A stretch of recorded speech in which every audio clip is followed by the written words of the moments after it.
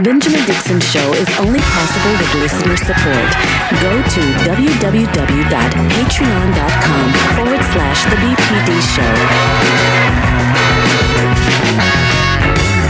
Show. We have been away for a while, and we have been focusing still behind the scenes on all of the different issues that we've been facing around the country, not only as Black people, but people of good faith. Let's discuss that and so many other stories and news and politics that we will be covering throughout today. We begin with On the Clock with Georgia Ford.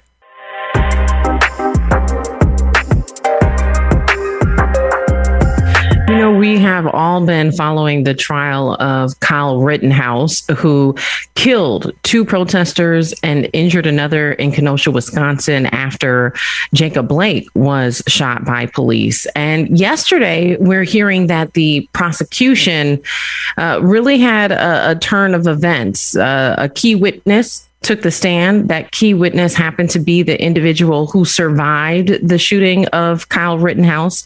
And his testimony definitely was not in the favor of prosecution, because what is at stake here, what is being tried, is whether or not Rittenhouse actually acted in self-defense. And so the testimony from the only surviving victim might have played into this defense that Rittenhouse has been standing on, that he was acting in self-defense. What this key witness said was that he actually had a gun pointed at Rittenhouse first. And so many people on the jury may take this as him acting aggressively or giving Rittenhouse a reason to shoot first. I want you guys to take a listen to some of the testimony from yesterday. Gage Grosskreutz was the only one of Rittenhouse's 3 victims who survived. Rittenhouse shot Grosskreutz in the bicep. He says he's now lost sensation in that part of his arm. While Rittenhouse's lawyers argue it was all in self-defense, Grosskreutz says his hands were raised when Rittenhouse shot him. By re-racking the weapon, I inferred that the defendant wasn't accepting my surrender. Did you feel that he was going to point the gun and shoot at you again? Yes. I was never trying to kill the defendant. I was trying to preserve my own life. But in cross-examination, Rittenhouse's lawyers tried to argue that Grosskreutz was pointing his own gun at Rittenhouse in that moment. You'd agree your firearm is pointed at Mr. Rittenhouse? Yes. Okay. Once your firearm is pointed at Mr. Rittenhouse, that's when he fires his gun. Yes? No. Sir, look, I don't want to... That looks like my bicep being vaporized, yes. Okay. And it's being vaporized as you're pointing your gun directly at him. Yes? Yes. Okay, so with your arms up in the air, he never fired, right? Correct. It wasn't until you pointed your gun at him, advanced on him, with your gun, now your hands down, pointed at him, that he fired, right? Correct. You pulled your gun out. You began chasing or running after a man who was running away from you, correct? That is correct. When pressed, he said that he did not intentionally point his gun at Rittenhouse, but the defense seized. Also bringing up that Grosskreutz was suing the city and could benefit financially if Rittenhouse is convicted. So far, the prosecution has called 20 witnesses to the stand. It's possible that prosecutors could rest their case as early as tomorrow. Then it's the defense's turn, and it's possible that Rittenhouse himself could testify later this week. So as you heard there, things did not go well during the cross-examination, at least not for the prosecution. Ben, we've been following this trial, and the thing that still just doesn't make sense to me, Ben, is that this was, at the time, a 17-year-old who came from Illinois with firearms to, quote unquote, help protect property. And so what I don't understand is, who authorizes people to come in from other states, from other cities to help protect property. It's not like he had a friend who lived in Kenosha. It's not like his uncle's family business was in Kenosha. His grandmother didn't live there. This was a kid who simply just traveled from Illinois with firearms and kind of took matters into his own hands to be this vigilante. Yeah, Georgia, the prosecution is going to have to start this conversation back where everything began, which is simply this. Kyle Rittenhouse instigated a situation by showing up there with a weapon in order to do exactly what happened. Right. And if the prosecution is not able to draw that connection, then, of course, in the confusion and all of the melee and all of the things that surrounded what happened in Kenosha that night, of course, it can all come out in the fog of war. There's a book called The Fog of War that discusses the types of things that happen in, quote unquote, combat. Well, why was there combat? There was combat because Kyle Rittenhouse crossed state lines with a weapon he wasn't old enough to be carrying in that state. Yeah. Yeah. Well, the thing I think that's concerning is in that state, there is a law for self-defense that says if you use fatal force because you are concerned that someone's going to use fatal force against you, it's justified. And so just in that one moment, out of all the days of this trial that's happened, in that one moment in cross-examination, the defense has done a pretty solid job of proving that because the only survivor had a gun pointed at Rittenhouse, that he was acting in self-defense. And so, what is the reality going to be in America if Rittenhouse is excused for killing two people and injuring another when he had no business being in Kenosha, Wisconsin? What message does that send to our nation? When these things are happening, when there's a protest because someone's been shot or killed by police, right? In this case, we know Jacob Blake wasn't killed, but he was paralyzed, right? And so that community was responding to what they felt like was an injustice. And here's Rittenhouse coming in with his own agenda. He's not a part of that community. And not only is he coming in, he's coming in with guns. So what message does this send if this kid gets off on all charges? That's right. It sends a message that you can get away with murder. You can create the scenario that murder is necessary. That's the critical point. The critical point is that this justice system has severed when it comes to whiteness and white so-called supremacy. This justice system is completely proficient at cutting off the responsibility of who created the nightmare in the first place. Who created this situation? And if Kyle Rittenhouse gets off, like you said, then that means that more of these incel, inbred, backwards bigots can go across state lines and create a scenario where they get to kill with impunity. Yeah, well, we saw a case that, it wasn't the same, but there were some similarities in Minneapolis. Calvin Horton, who was a protester after George Floyd was murdered, was actually killed by a business owner. That business owner to this day there haven't even been charges brought up against him, right? And so what message did that send in a state where there is not a law that allows business owners to use fatal force to protect their properties? This was a man who clearly not only broke the law, but then also took somebody's life who's not being held accountable. And so I think that America's sending a message that, sure, you have the First Amendment right, but if you're out there, don't be surprised if you're hunted down and killed. That's right. By someone who is not going to be held accountable. So go out there if you want to. I think these are the kinds of intimidation tactics that we continuously see formed against the movement for Black liberation. That's right.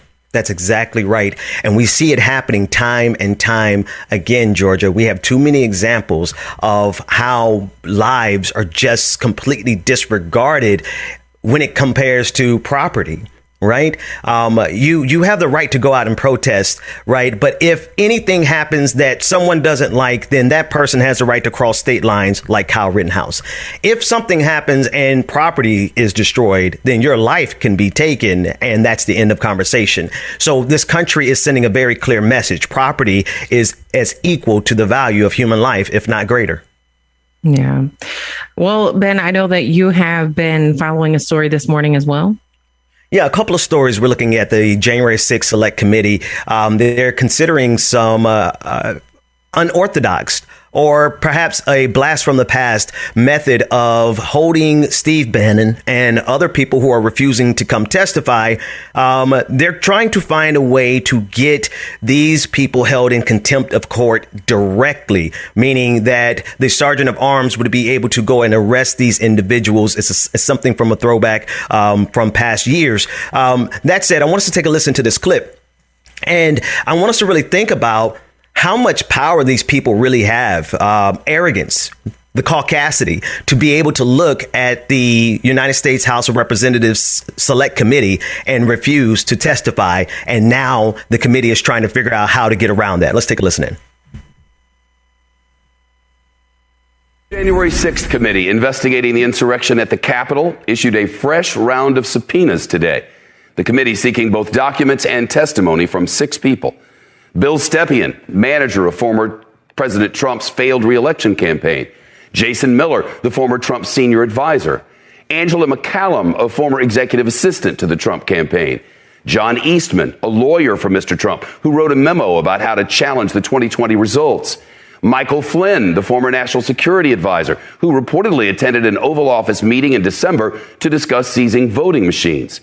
And Bernie Kerik, a Trump ally who the committee says worked with Rudy Giuliani to investigate allegations of voter fraud. I believe that the time has come for the Congress once again to enforce its own subpoenas. We used to have a process until 1930, from the beginning of the Republic till 1930, in which Congress enforced its own compulsion of testimony subpoenas.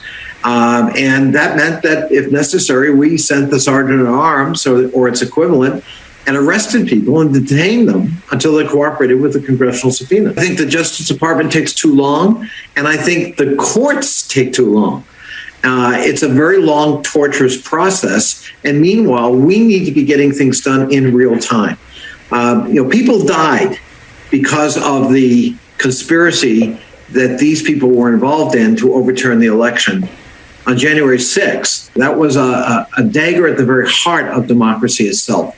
And we must take that as seriously as it was intended. And we can't rely on the courts to enforce our subpoena.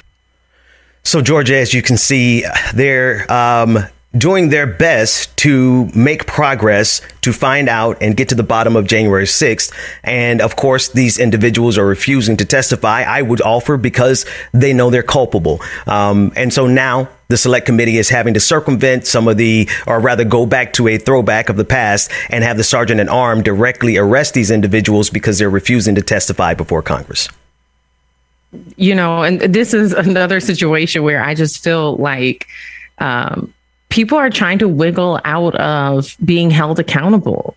That's right. If you played a role, be proud, say what you did, and just take the consequence that comes along with it. It reminds me a little bit. I was just watching The Post over the weekend, and another series that documented Watergate. And, when one person comes forth and they start confessing their role, then usually what ends up happening is all of a sudden there's a ton of other people who are implied.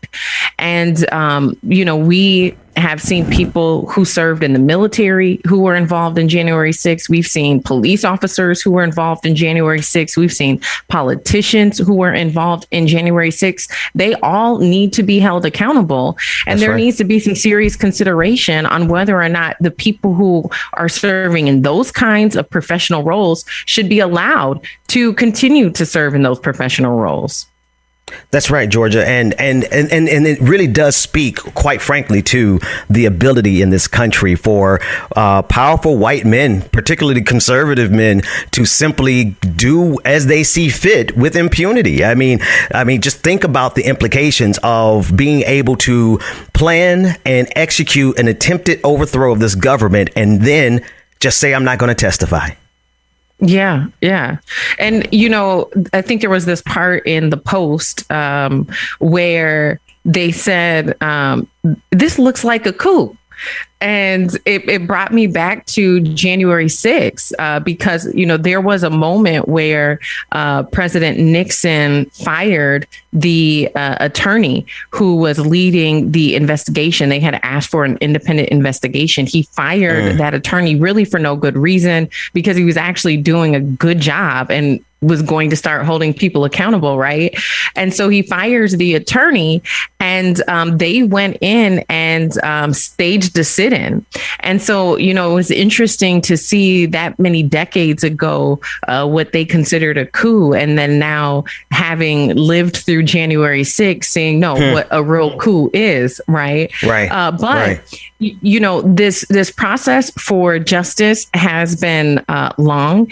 And, I think our generation will always contrast the treatment of the people on January 6th to the treatment of the people who are standing up for the life of George Floyd, for Dante Wright, for Breonna Taylor, for the injustice that happened to Jacob Blake. Because those instances happened so close together, you cannot help but contrast, compare and contrast the treatment of the people who were involved on both sides of these different issues. And now that you say it like that, Georgia, it makes me think clearly of Kyle Rittenhouse. The fact that him being involved in this entire conversation specifically because of the protests. He turned out as a counter protesters. And now he's almost at the point where he's going to be able to escape responsibility, depending on how this justice system works out. I mean, let me say it like this. What can't an aggrieved white conservative get away with in this country? Yeah. Yeah. And, Ben, to take it a step further, there's some parallels even to the man who fatally shot Trayvon Martin. His name is escaping me at the moment. George Zimmerman. George Zimmerman. Do you remember the amount of support that people poured out for him? I'm seeing something similar with Kyle Rittenhouse, because he is symbolic of the white men in this nation who want to be able to bear arms, who want to be able to go out in our streets and kill and lynch whoever they feel like it, without there being any kind of accountability or consequence. That's right. And so Rittenhouse, whether he's found guilty or not guilty, he has garnered so much support from people who believe in what he did, and who likely would go out and do what he did too, and may have been there on January 6th. That's right. That's right. Birds of a feather. They're all flocking together quite well, aren't they? Yeah. Yep. Well, the other story I'd like to cover this morning, Ben, we have been covering, the developments in the Dante Wright case since it happened. Kimberly Potter's trial is set to begin on November 30th. And there's a lot of demonstrations that are happening now surrounding not just the injustice of what happened to Dante Wright, but also the proceedings for the trial. There's been this back and forth on whether or not this trial will be live streamed. I did reporting on election day that this trial would be live streamed because there was a motion, and it's still on the Hennepin County Court's website. There was a motion that was published saying that it was approved. But at closer look, that actually is not signed. And so now there have been motions from both local media, national media, Court TV is involved. There's all these filings trying to convince convince the judge to allow cameras in the courtroom, to allow this trial to be live streamed. In Minnesota, there's usually not cameras in the courtroom. There was an exception made for the Derek Chauvin trial. And so they're asking for that same exception in this case as well. But, with this back and forth happening, and it's getting closer and closer to the date that the trial starts, the community is also demanding that cameras be in the courtroom. And so we saw protesters, I'm not sure if we have any footage of this, but we saw protesters showing up to the home of Judge Regina Chu. That's right. And demanding that she allow cameras in the courtroom so that there can be transparency in this process. What it brings up for me, Ben, is the status quo in, not just the media industry, but within the courts, right? But if this court does not allow cameras to be in the courtroom, will it affect our ability to have the transparency we need to know whether or not they are actually trying to prosecute Kimberly Potter and have her held accountable for killing Dante Wright? That's right, Georgia. And that's the thing. It's so here. All these stories are connected. You mentioned George Zimmerman. I remember that trial, and I remember watching every moment of it. And I remember dissecting the arguments. And that's when I realized, for me, and this is my opinion, but being able to watch these court proceedings gives us the ability to see the efficacy or the lack thereof with which these prosecutors actually try these cases. You can hear in these cases when a prosecutor is not actually taking an argument seriously, or they're not actually asking the relevant questions. And this is one of the reasons they don't want cameras in the courtroom, because we're sitting there and we're able to, in real time, of course we can read it after the fact, but we all know how compelling video is. And so if we are now stripped of the ability to examine this proceedings, then, well, they can get away with any argument they want, or rather not argue the things that are very necessary. And I think we see Kyle Rittenhouse being the perfect example. Here's a case where, there's some arguments we're going to have to really parse through to make our way through this case. Absolutely. And, when you're able to also see the process of jury selection, I think that has been a component of the justice system that people are now more hyper aware of after all of these high profile trials in the last year.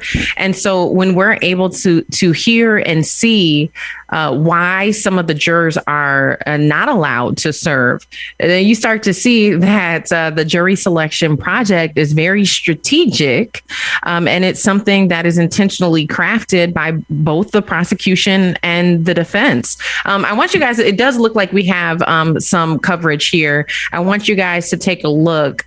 This is reporting on what happened over the weekend. Protesters showing up to demand that Judge Regina Chu allow cameras in the courtroom for the Kimberly Potter trial. Take a look. We are now 3 weeks away from jury selection in the Kim Potter trial. The former Brooklyn Center police officer charged with manslaughter for the shooting death of Dante Wright. But authorities are concerned about an incident over the weekend in which protesters went to the home of the judge. Unlike the Derek Chauvin trial, so far Judge Regina Chu has not allowing cameras in the courtroom for Potter's trial. Now, on Saturday night, protesters upset with that went all the way to what they believed was her front door in a scene that's upsetting to a lot of people. I know where I'm at. The live stream begins with activist Cortez Rice on the floor of the condo where he says Judge Regina Chu lives. We got confirmation that this is her house right here. Judge Chu is presiding over the trial of Kim Potter, the former Brooklyn Center officer charged with manslaughter for shooting Dante Wright. The judge stay in this nice, predominantly white neighborhood, this nice little white building. Rice lingers by the door, then yells out the window at other protesters. Hey, yo! And walks outside after a resident on the floor questions him. Is there a reason why you're yelling out the window?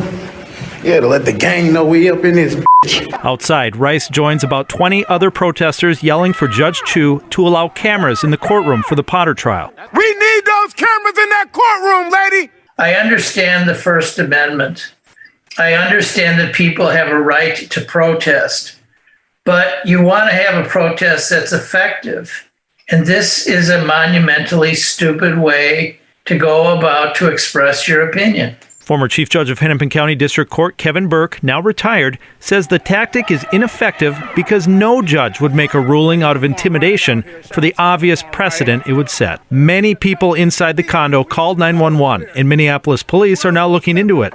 Rice deleted his live stream, but returned today to defend his actions, claiming he was not intimidating Judge Chu.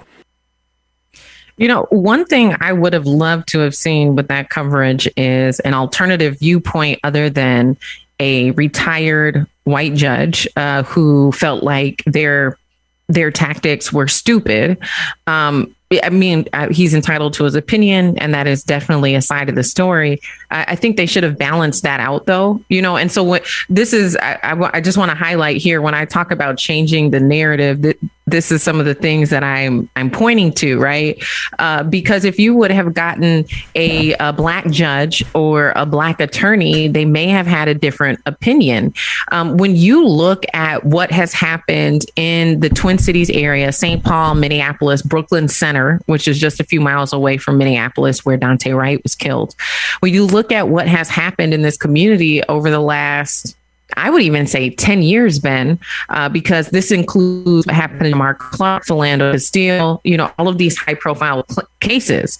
Protesters have been effective. And one of their tactics and strategies has been to show up at people's houses and share their message there. We saw this being effective for the increase in charges. If you remember, Kimberly Potter was originally charged, I think, with just second degree manslaughter. Protesters showed up at the home of the county attorney and said, increase the charges, right? And guess what? Now she's being charged with first degree manslaughter. And so even they asked for the case to be handed off to Attorney Ellison, who also was the special prosecution team for the Derek Chauvin trial, right? That also happened. And so showing up at people's house, I mean, there's like this saying here in the Twin Cities now, we will pull up. That's we right. will pull up to your house. And why not? You know, if those protesters, they did not cause any property damage. They were there to say, we want transparency in this trial. They were there to voice their concerns, express themselves, and demand justice, you know, from their viewpoint and their perspective. That's right. Georgia, you know, seizing the narrative. I heard you say that loudly and clearly when we first met, because that's exactly what we have to do here. And it's exactly the way that you described, because they put up in this clip someone who said that, well, you want a type of protest that's going to be effective. That's not what that retired judge wants. He wants something that's not going to interrupt him, that's not going to disturb him. He wants something that he can casually ignore so that they could go about their regular course of business, carrying out the duties of this injustice system. Because there's no form of protest that's ever going to be acceptable to them. Colin Kaepernick took a knee and they destroyed his career. I mean, how much more silent, how much more peaceful can you get than that? And we see how this country reacted with their fangs and their venom coming full throated. Yeah. And, you know, and that cost him his career. And so, you know, that wasn't acceptable. It was peaceful. It was, you know, something that he just did on his own. And even at that time, the president of the United States, who was Trump at the time, you know, used his platform to call him out of his name, to belittle him, to disrespect him. And you have to think, when Kaepernick took that knee, it was before George Floyd was killed, right? That's right. And then That's right. all of a sudden the world was like surprised, and they're like, no, actually, please take a knee, just don't burn down our buildings. And it's like, oh, so now you want us to take a knee, you know? And so it is very hypocritical, the messaging that I think is sent from folks who are Black and brown, who do not have to live in communities that are oppressed, who do not have to fight their entire life to close these gaps and the disparities, all of these statistics, right? And so I have personally seen people showing up and expressing themselves. I've seen it effective. I've seen it work. I've seen change come. And so, I understand why folks were out there over the weekend. And it will be interesting to see what this judge decides. If Judge Chu decides to allow cameras in the courtroom, we are absolutely going to be covering the trial. And if she doesn't allow it, I mean, I'm still here. So I'll be working to get access into the courtroom so that I can follow along with what's happening. But right now, I think there's about a dozen media entities who have motions filed to try to get access in the courtroom. Honestly, Ben, I think in Minnesota, they need to change their laws. I think cameras should be allowed in the courtroom at all times for transparency and accountability. Absolutely. And I'm going to be honest with you, at a bare minimum, there has to be audio transcripts in real time. There's got to be a way. And there's no excuse, because justice can't be carried out in darkness. So somehow, some way, some form of fashion, the people need to be able to give an accounting. Right. We need to have confidence in this system, and we can't if there's no transparency, because there's no audio, there's no video in the year 2021. Interesting. Yeah. Very interesting. Well, we are on the clock. And so what can people look forward to coming up next?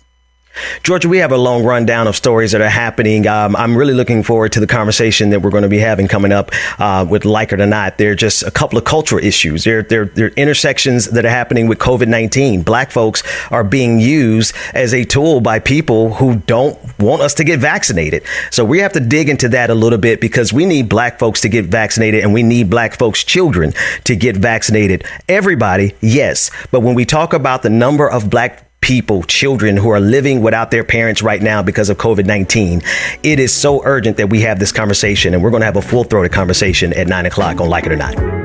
Keep it here for that and more on The Benjamin Dixon Show.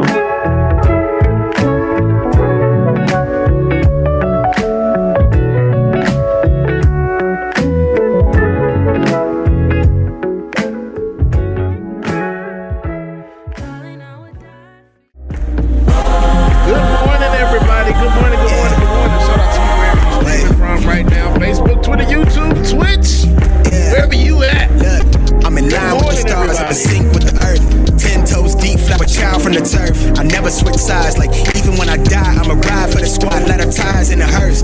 I've been on the vibe, kinda hard to describe. I'm in between, I'm good and it's fine, but I'm tired of the grind. Then I come alive in the night to realize I'm in the middle of the time of my life. I never so packed for the stack, never lied on the rag, got a bag from the way that I write it.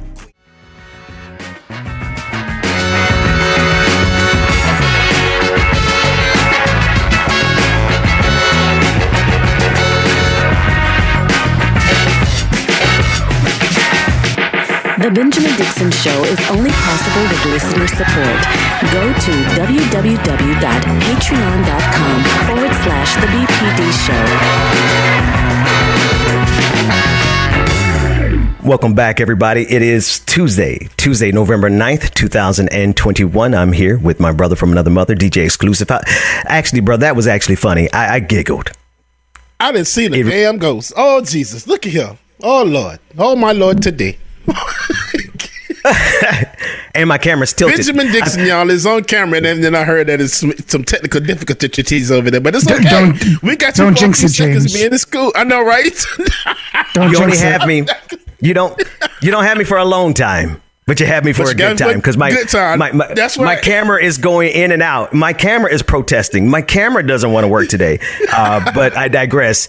Here we are, James. I was trying to go and talk about the orange joke, because actually that made me laugh, man. Thank you for that one. Hey, but you know how the orange, and also how the orange won. Oh, how do you fix a broken pumpkin? How? Yeah, with a pumpkin patch. Don't say.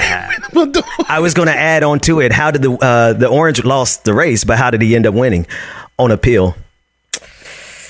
Yeah, man. I'm sorry, y'all. This is what y'all go through when I do it. I'm sorry. I'm so sorry. Sorry to that man. I'm sorry. A2 Ben J. All right, here we go. Let's get to it. Elon Musk. I don't like him. But here's why. He is he's Lex Luthor with hair plugs. Dang. He's a villain. James, I'm trying to be serious here. No, I'm not.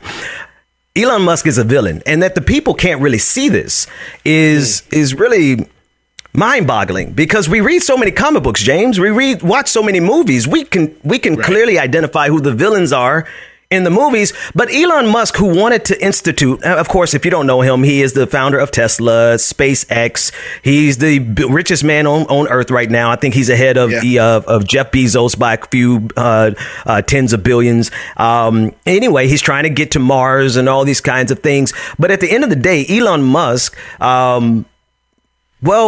he's a warmonger who uses his power and his influence. James, he almost started an entire coup in Bolivia in order to get access to the lithium there, because Tesla Motors needs lithium. Their batteries needs lithium. So when I say Elon Musk is a villain, I'm not speaking hyperbolically. I'm dead ass. This man is a bad person, and he's playing games with us. He's also, teasing us with potentially ending world hunger, because the UN said it's going to cost about $6 billion. And, not Jeff Bezos, they're all the same monster. But Elon Musk jumped into the conversation and was like, well, if you want me to, I can sell $6 billion worth of stock and get us in world hunger. Do it. I like to see. Stop talking about it. Be about it. Say less. Exactly. How many ways we got to say it? And Ben, we lost your camera. There it is. Run the track. Here's Elon Musk talking about his taxes or something. Let's play it. Musk. The sell-off came after Musk put up a poll on Twitter asking users whether he should offload 1/10 of his shares. I will abide by the results of this poll whichever way it goes, Musk said when he started the poll Saturday. Users voted yes by a margin of 58% to 42%, with more than 3.5 million votes cast. Musk's poll from hell for Tesla investors comes after the CEO expressed discontent with the billionaire's tax, a proposal by Democrats on Capitol Hill to impose an extra tax on the wealth of billionaires to pay for the president's Build Back Better social programs. But Musk has other reasons to sell shares too. According to Wedbush Securities stock analyst Dan Ives, Musk has a, quote, big tax bill coming due from his 23 million stock options awarded in 2012 that have vested and expire in August 2022, and he was going to sell some stock before year end. James, sorry I had to do it to you, man. I had to switch back.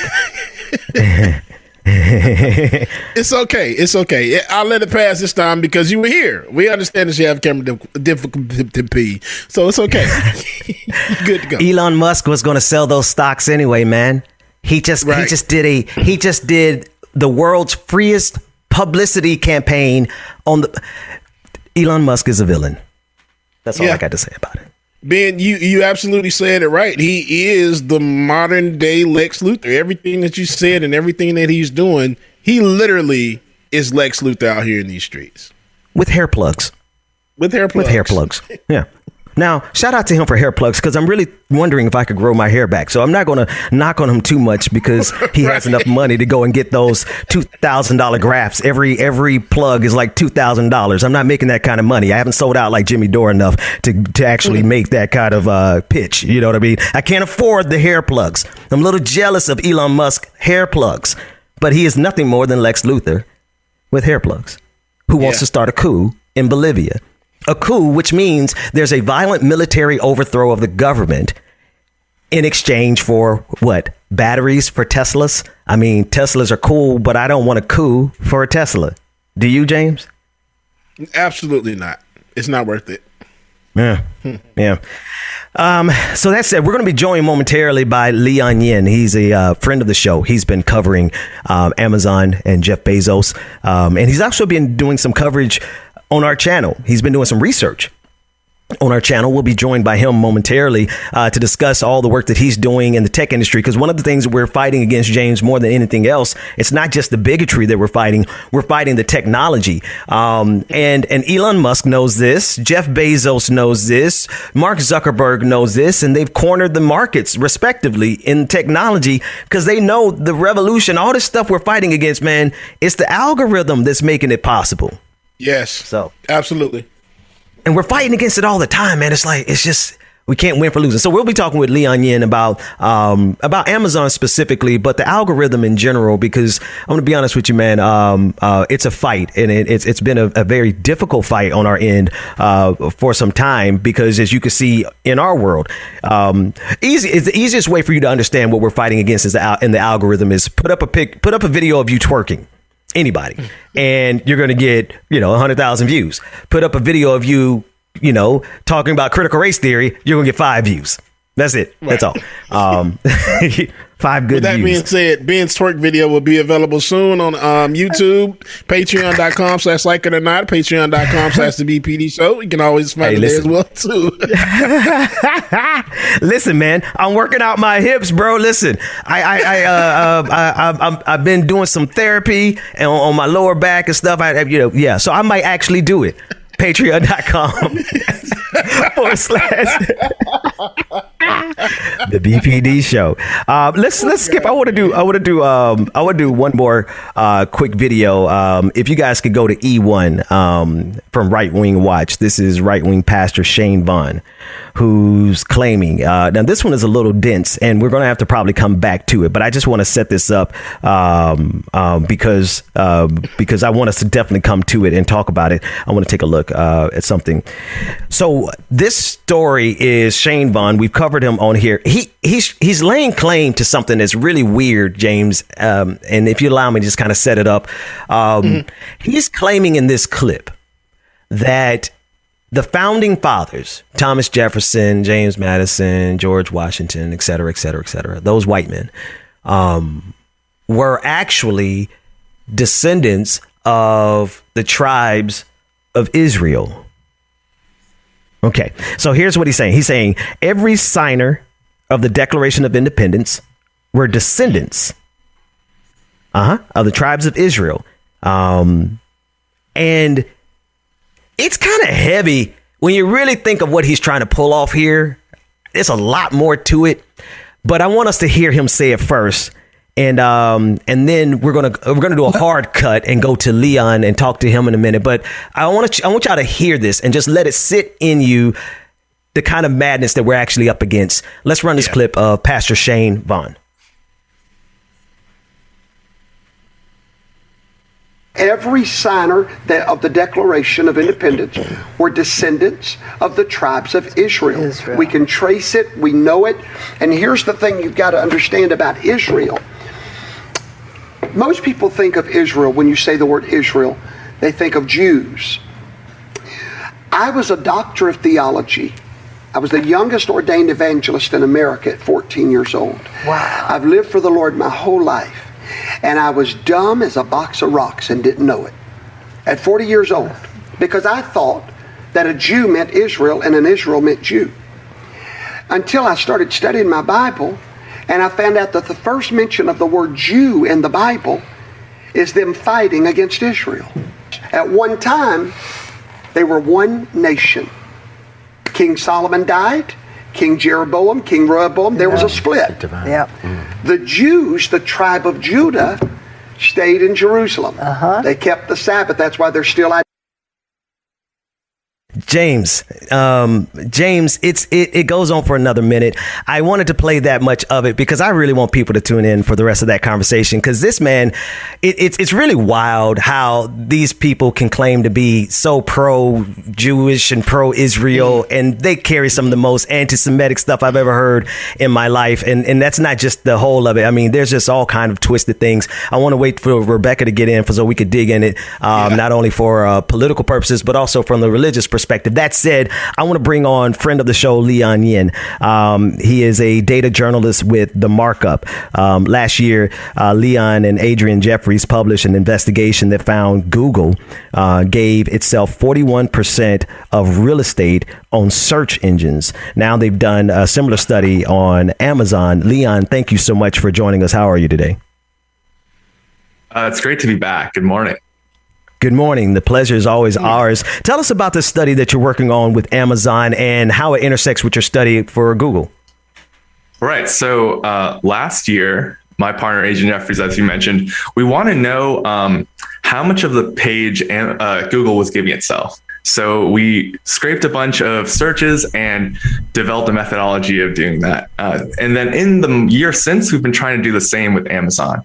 So we collected thousands of popular searches on Amazon and then developed a way to find all of the products that are Amazon's private label or exclusive to Amazon.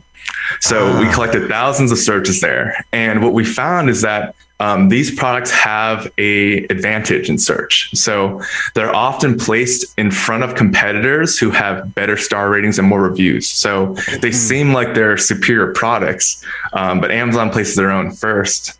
We also found that they're disproportionately placed in the top spot. So about 60% of the top spot goes to ads. So you can buy your way up. The rest of the 40% are evenly split between Amazon's own brands and competitors. However, Amazon's products only take up about 6% of all products, and the competitors about 77%. So they're the same proportion, Lee put in the top, but they're disproportionately placed there. Wow. Okay. I know we just kind of got into the weeds here real fast. Yeah. But damn. I just want to accentuate the conversation with damn. You mean to tell me Amazon products only represent about 6% of the competition? But wait, no, you got to give me that number again. I don't want to misspeak it. Give me that last data point that you said 77% is actually coming from the competition. Help me with that data. Right. So when we looked at thousands of popular search results, we found that Amazon placed its own products the top 20% of the time, and competitors also got 20% of the time at the top. However, Amazon's own products make up a tiny proportion of all products, 7% or 6%, sorry, whereas competitors are about 77%. Not only that, we got more stats. We got a lot of stats. We tried to predict what product Amazon would place in the top, and we compared the first two, right? So we looked at differences between star reviews, between ratings, whether the product was Amazon or not, and several other features. And we only need to know if the product was going to be Amazon or not to predict what Amazon put at the top. We got that right 75% of the time, just with knowing if the product would be Amazon or not. So help me understand this question. It's their platform, right? Should we have an expectation? You got to excuse me. I'm trying to clear my throat here. Should we have the expectation that Amazon would do anything other than this? I mean, it's their platform. They're trying to promote their stuff. Like this obviously doesn't give anyone else a fair opportunity. It obviously, when Amazon is becoming the entirety of the internet marketplace, we have some inherent contradictions, some conflicts. If Amazon is going to be the only place on the planet to buy stuff, there's got to be some equity there, right? That's right. I mean, Amazon dominates e-commerce. They dominate commerce. They're the largest retailer outside of China. They're about to eclipse Walmart in sales, both online and offline, right? So they're about to surpass Walmart in sales. And we actually did a survey of about 1,000 US adults to ask what they thought Amazon would put in the top. Only about 17% thought that Amazon would put its own product at the top. The rest of people either didn't know or assumed it would be the best product in terms of price or reviews. So people don't expect Amazon to be placing their products at the top.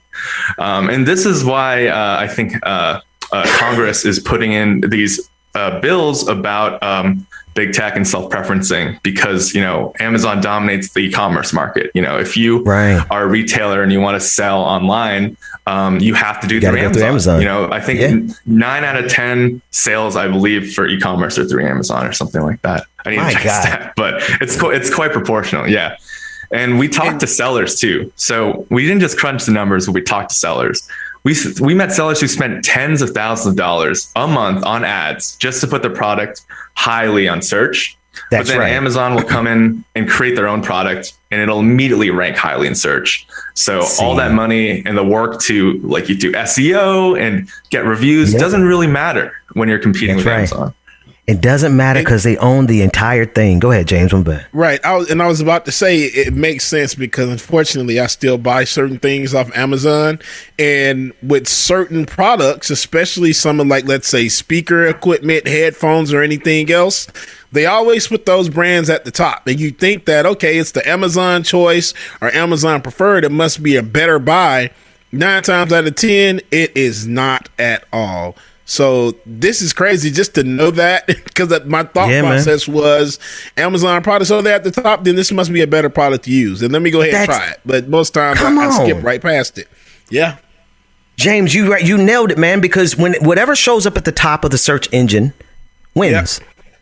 Yep. Wins. And Amazon is not playing they're not just playing Monopoly, okay? They're playing world domination here. If I could, and now this is commentary coming from me, not Leon and his organization or Adriana, the markup. What I'm about to say is purely Ben Dixon. Jeff Bezos on the screen right now. This company that he created is playing for world domination because they own the infrastructure of the internet digitally. If you have a website on the internet, chances are it's going through Amazon Web Services. Right, Leon? Am I wrong or is that right? Oh my gosh. That's right. Amazon Web Services is a huge backbone of the web. For sure. Then they also now own logistics. And I do mean it in that generic sense because they're effing everywhere. Forget about the story of FedEx and they're buying airplanes. Pull up the B-roll of those brothers working for Amazon, driving through every neighborhood in every city across the country. Amazon owns logistics, and all it costs for you to get your delivery Prime next day is for their drivers to be urinating in pee bottles. That's it. Yep. And now, Leon, what you're saying is that's not enough. They own the backbone of the internet. They own logistics and delivery. I mean, they're getting in position to just replace the UPS. I mean, the United States Postal Services, right? Yeah. That's not enough. Now they want cheap manufacturing too, because they're prioritizing all their crappy little products and putting them at the top, all knowing they're going to burn out and break in the next 6 months. And we're going to come right back to search for a replacement. And there at the top is going to be the upgraded model of the same piece of crap we just threw away from Amazon. Leon, am I a conspiracy theorist? I wouldn't say you're conspiracy theorists. I mean, they're definitely dominating the market. And they've left a legacy where if you're an e-commerce company, and even if you're not in America, you strive to be the Amazon of X, right? Like that's a thing you hear founders talk about all the time, right? Like we're going to be the Amazon of pet supplies or the Amazon of vacuums, right? There are other countries like in Korea, they have adopted, companies have adopted the Amazon model of instant gratification. And their delivery workers dying of exhaustion, an alarming rate because they can't keep up, right? So no one can keep up, right? So by setting the standard, it's a significant thing to think about long term and what it means for businesses to try to compete. Wow, James, that next day delivery, man, that thing is a powerful thing, man. It is. And now, of course, especially now that they offer, you can get it delivered now in the next 3 or 4 hours at no additional fee. You can get it delivered overnight for no additional fee. So you're right, man. And then they try same day delivery, but I guess that you just said that, but in some areas they don't even try it, right? I was thinking in Boston there was a carved out area called Roxbury, the blackest part of Boston. They didn't do same day delivery there, but I digress. That's a whole different conversation, Leon. I didn't want to bring you in on all that because, you know, I will pull you down into the rabbit hole of the revolution. Leon, tell people how they can support your work, man, and what you have coming up next. Yeah, you can find us at themarkup.org. We're a nonprofit newsroom, so we release stuff. All our data methodology is available there too. I'm Leon Yin at Twitter. Send me tips. I'm working on news stories now about tech. and auditing tech. So let me know. And we got a fun thing coming out at the end of the month. So I can't say more, but we got a fun thing coming out. We like fun. We like nice. Hey, listen, we like fun and we like Easter eggs. So keep that on ice for us and let us know what's coming up. Right. Listen, can you just listen? As we get ready to get out of here, we were talking about my YouTube channel. And I kind of just threw up my hands on YouTube. I keep using it because there's a wonderful audience there. Shout out to everyone watching on YouTube. We love you all. But what was the number? You were looking at the data. I don't know if you remember off the top of your head, but it caught me off guard. How many of the videos that you researched were being demonetized or red flagged or whatever the correct phrasing in your research? Do you remember that number? I don't off the top of my head, but this is definitely something I want to look into, especially why your channel's not doing better because you're doing everything right.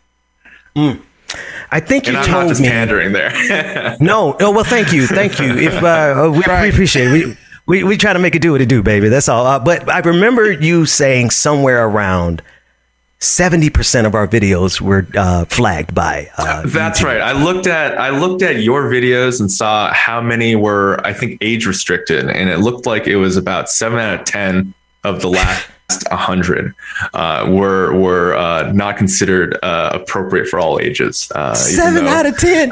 What? 7 out of 10, James. How am I supposed to feel? Anyway, Leon, thank you so much, man. We appreciate you for coming on, brother. Always a pleasure. Always a pleasure. Let's talk more about YouTube. Let's do that. Oh, man, yes, please. Hey, DJ Exclusive, it's in your hands. Folks, when we come back, Rebecca Azora is coming in for Like It or Not. It's about to go down. All right, y'all. Thank you so much for joining us, man. We greatly appreciate you. Man, I cannot wait to have this conversation about YouTube because that's YouTube, you petty. That's all I'm gonna say, man. When you're so salty, I'll stand to goodbye. You can take my Lambo. I'll put on Thanks, a Leon. You sure you can handle? We be faster than Django. Can't stop, won't stop. All right, y'all. Y'all make sure that you stay tuned. Like It or Not is coming up next with Rebecca Azor, sister from another sister, y'all. So make sure that you stay tuned. Can't stop, won't stop. Can't stop, won't stop. Can't stop.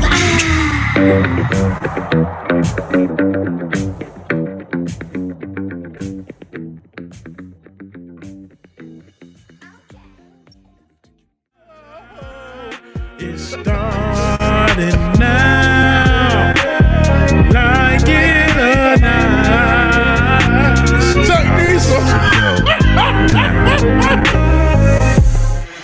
Like it or not. Like It or Not with Benjamin Dixon starts now.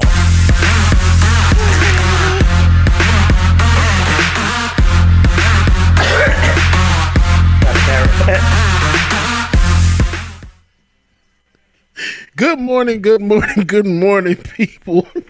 Good morning and welcome to Like It or Not, where we're free to tell the truth and not care who doesn't like it. It is Chuck Diesel. Chuck Diesel is a damn fool. What Chuck say, man? I just accidentally spilled baby oil over myself. Oops, my shirt fell off. What? Wait a minute. See, when I said in the last segment, when the song comes on, Ben, that just has that effect. It just, bro, I still owe you a verse. I owe you a verse. I'm going to do it. I was trying to wait for Rebecca to come and sing her verse, but she's running late on that, just like she's running late this morning. But I digress. Good morning. I'm here. Oh, look at God. Oh, Jesus. Look at that. Got called on the carpet. Should have bought a Hyundai, but I couldn't afford a Bentley. Come on, screen girl. Come on here. I can't put myself on screen. I'm just waiting. And there she is. Come on. Damn, Rebecca, you looking on. What's up? Shorty beating off from around the way. What's that? I need her around the way, girl. Around the way, girl. Or the Usher song. What is that one? Superstar. That's more my speed. Okay. But Ben, I saw you on air today. I was. And if you saw me right now, you think I was a whole clown, like I was a whole fool. I took off my camera stopped working, so I threw my suit jacket over there, my shirt somewhere. I'm on the floor doing yoga. Yeah. Good morning. And you're giving. I don't like that. You're giving the public street a little too much information. I don't like that. It was on camera, my camera went out. What was I talking? He like went like black, like me, like I normally do. Like he just like we normally do. Okay. And what do we do when that happens? We reach over to the battery.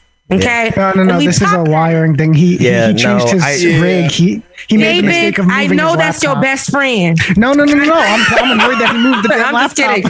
I'm just kidding. I'm kidding. Good morning. Praise God. Buenas noches. What are we doing? James, I promise to God, I thought that girl was that woman. James, I thought she was getting ready to say, when I think of Rebecca, it sounded like you were getting ready to say, when I think of the goodness of Jesus, but bonus noches is just as good. What is wrong with us this morning? Rebecca, get out. What is wrong with us? I don't know. It's every time I come on, I feel like you guys come on late and you give me and James time to actually like just do what we do when we be at his crib. Because it's usually between you and James being children here, and I have to moderate. The nerve. The nerve. Okay. The unmitigated gall. That's fine. Let me go put my hair on. Painting herself as the adult. Go get the hair and make sure it's ginger red because I like that color. Now listen. Watch this. Now there's 3 of us on the screen. I was going to do this with 2 of us, but according to Steve Bannon, one of us on the screen is going to vote for Donald Trump in 2024. Which one of y'all is it? Because it ain't me. Actually, 1.5 of you. Yes, well, the numbers got messed up. David alone. The fractions got a little more difficult than I can handle this morning, David. Thanks a lot. I just want to know if somebody, because 50%, God damn it, David, 50% of black men, so maybe you're right. 50% it's going to be none of us, but of black men are going to vote for Donald Trump, according to Steve Bannon. Now, Steve Bannon is currently avoiding testifying before the Congress. He's about to get held in contempt, but that didn't stop him from going on this broadcast or going in this interview rather, and saying that, well, Donald Trump's about to get 50% of black men. Let's take a listen in. We got a long, tough fight ahead of us, and we're going to have victories, we're going to have defeats, but it's very simple. We're going to win a sweeping victory in 2022, 50, 60, 70 seats, and then we've got to run the country like the people expect. Remember, 2/3 of the people back our policies. Look at the Rio Grande Valley. They call it a thing. We get this is a declining power thing. It's all this white crazy people. No. The Hispanic community, the blue collar Hispanic community. Just look down the Rio Grande Valley. Nancy Pelosi had 9 Democrats that stood up to her and said, "Hey, we don't know. This thing's kind of crazy." 3 of them are from counties that connect in the Rio Grande Valley. Why? Donald Trump's getting, 40, 50, 60% of the vote down there. Vila, the old guy's retired. They understand, particularly now with the invasion. That's Trump country, South Texas. You look at the votes he picked up in LA County and the Bronx. The Hispanic community, Hispanic working class community understands unlimited immigration does not work for them. African American males are also another central part of our coalition. And you wait. We're going to get 50% of that vote in 2022. 50%. And once we do that, we have a governing coalition that's right in front of us, right there in front of us, that can So I was off a little bit. I thought he was saying by 2024. He says by 2022. So, James, one of us, it ain't me, bro. It's going to be Ben, Rebecca. It ain't going to be It's going to be Ben. It's going to be Ben. It's going to be Ben. It's the man. Listen, let me say this. I don't get no kind of respect, I love that black women haven't entered this chat or this conversation because we know it wouldn't be a black woman in this conversation, especially not for Steve Bannon. However, what we saw, like what we usually see, I know that Candace Owens seems to be one of the highlighted black people on this side of the conversation with Steve Bannon. People that we would believe who would vote for Steve Bannon or Trump in 2024, right? But we don't see a lot of the Candaces as much as on January 6th, when we looked into that crowd Who did we see? We saw a lot of brothers in there. I'm just trying to say, I'm just kidding. But when it comes to black women, I ain't seen that. I saw one black man that, come on, y'all not going, come on. Man, I saw 5. 5 out of 10,000. 5, all 5 of their ass still in jail too. But in jail right now. Got the teeth knocked out. Go ahead. Five was a little too much. I was a little too much. But no, I concur. I agree. Seriously though, I don't know where they're getting their numbers from. I don't believe for 1 second, but I'm always surprised too. But I don't like when they put, and especially when they single out black men or just black women in these types of conversations. So that all jokes aside, I don't like when the right does that. They will always grab where did they get these stats? Who did they talk to even get these numbers? Right? Is it just the 10 people over there on Mar-a-Lago?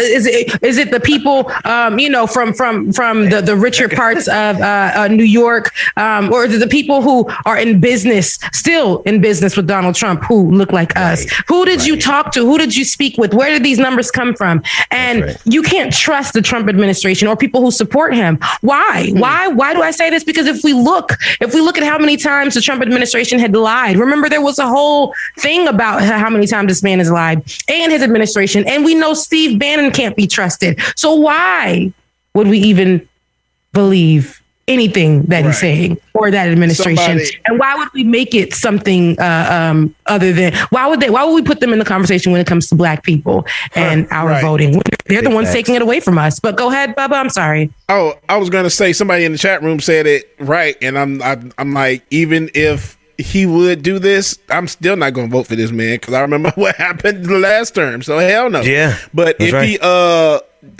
promised Rep 1, that's probably about the only way that he gonna get them that black vote. But even still, I said, I remember how he was in the office. I'm good on that. There ain't a damn thing you can do or say. I mean, now if you give me about $1 million, $2-3 million, then you might have a conversation. But then ain't nothing you can do with that's gonna make me change my mind, dude. I don't want your ass back in that office at all. Shoot, you said a conversation. Well, $3 million, he could have a conversation with me. Yes. $3 million, I have a conversation. Yes. Hello, tonight. What's up? And then I'm going to be as Benjamin Dixon. Yeah, what up? Listen, we flipping money around here. Are you on that vote? Okay. We about to flip votes too. What's up? What's the? Yeah. Oh, we flipping them around here. You want that vote? We're gonna take the money and we're gonna do something else with it. I mean, it's a lot of people in politics who do that. I mean, Kamala Harris got the seat and they ain't done nothing since. Ain't done nothing since. She flipped it on us. Damn. She flipped it on its head for us. I was going to go after Joe Biden. And Joe Biden, but listen. For the exact same thing. And Joe, everybody can get it in this particular administration right now. Because do you recall Benjamin P. Dixon? Do you recall when they were out there and they were giving all of this and that and we weren't even trying to vote for them people, but we said, listen, we got to make sure that people are out voting because we do believe that the vote is very important. We do believe that the vote is very important. We were rallying around it, even though we weren't for it. We had to make sure that there would not be a Trump. 2021? We wanted to make sure that it wouldn't be a Trump 2020. So we made sure of that, and we thought. Well, I didn't suspect because I was saying, everybody was giving them a side eye. Everybody gave Joe Biden a side eye to the polls so that we can get rid of the fascist in chief. And that's the thing. I made sure that I gave them both the side eye because I did not want us to focus on her just being black. And I think that that's what we did. Chucks, Blackness, HBCUs, what we can do for the black community, how much money we're going to give to those schools, how much money we're going to put back into black communities. And now we're looking at, we about a year in, baby. And we have no more of that stimulus money. We have not a thing. We don't really have much to show. And if you guys want to say, she did this. And this is the thing. When we're having this conversation. Her approval rating don't say, no, people agree with you, Rebecca. I think her approval rating is like 26%. But I'm going to talk about this real quick. When you go to the Twitters, and I saw this morning, yesterday was the anniversary of, I think, oh my God, we did it, Joe. We did it. You're going to be the next president of the United States. That conversation, the we did it, Joe situation. When I look back on that day, And I look at that moment, it was like, I already knew this woman ain't showing up. She ain't showing up. She's not going to show up for us. And I didn't expect it to be in this way where she literally disappears. But when I look back on that day, I'm like, dang, the people in the comment section, and they were more of those, because we have those far rights, you know, those radicals, whatever you want to call them, the alt-rights. Oh, there's a whole bunch of names for them. But even in the left side of things, and the people who call themselves progressive side of things, there are people who choose to ignore the fact that this lady is missing. They're saying, oh, this is the best day of our life, the best thing that could ever happen to us. And they don't look like us. There was a time, maybe about 5 months ago, there were a group of them who looked just like me, Black women who were online defending Kamala Harris because she's a Black woman. I am rooting for everybody Black, but I'm also not against holding somebody calling things out, calling people out, calling a thing accountable. I don't care if you're a Black woman, white woman. I don't care. I don't care if you're a Kamala or a Karen. You're missing. You're not doing the job, and we're going to call it out because we put you in position for a reason, and you're not delivering. For such a time as this, Sister Kamala. I mean, my God, today, sister, you got some HBCU, and you see now. I've been 26% approval rating. I'm in good standing. I can clown Kamala Harris at this point, or 28. I'm sorry, James, 28%. Yeah, 28. The odds are in my favor that people are going to agree with me when I say what I got to say. Kamala. Baby, you're going to follow these white folks, that white president, into political oblivion. If you don't stand up and do something with whatever power that you have. Now, I do want to give one caveat before I finish. The office of the vice presidency is generally trash in general. Like Dick Cheney probably is the best example of what you can get done as a vice president. So there's not a whole lot technically that Kamala could do except for come out and be who she claimed she was in the first place. Just come out and talk to the folks. We can't even hear from you. That's why you got 28%. And I'm gonna say this, even Mike Pence ass was doing more than Kamala was doing, and Mike Pence was the dumbass. His ass was out everywhere on everybody news station doing all kinds of fly on his head. Listen, she done shape shifted on us, and because during the campaign, I ain't never seen somebody so Black. I never see somebody so Black. All of a sudden, she done came in, and I used to think that she was Black and white, but all of a sudden, and she was like, I think it was the Jamaican background or whatever she was talking about, me having the Caribbean and me being Black and having my, all of this good stuff, and all of a sudden, as an Asian woman, I have no issues with that. Right. But my thing is, who are you? Do you know who you are? You didn't even campaign on that. But more specifically, Rebecca, what you gonna do for us, Black folks, the Black side of your family? But no, that's the thing. She campaigned on that, Ben. Yeah, she did. She campaigned on that, but she made sure that when she chose a certain side, and my thing is, because you said that you were going to be for all people, and we are at the bottom of that list. We are the most marginalized group of people. We are at the deep trenches, the bottom. We're not even considered human to this day. We still get paid the lowest pennies to the dollar. Okay.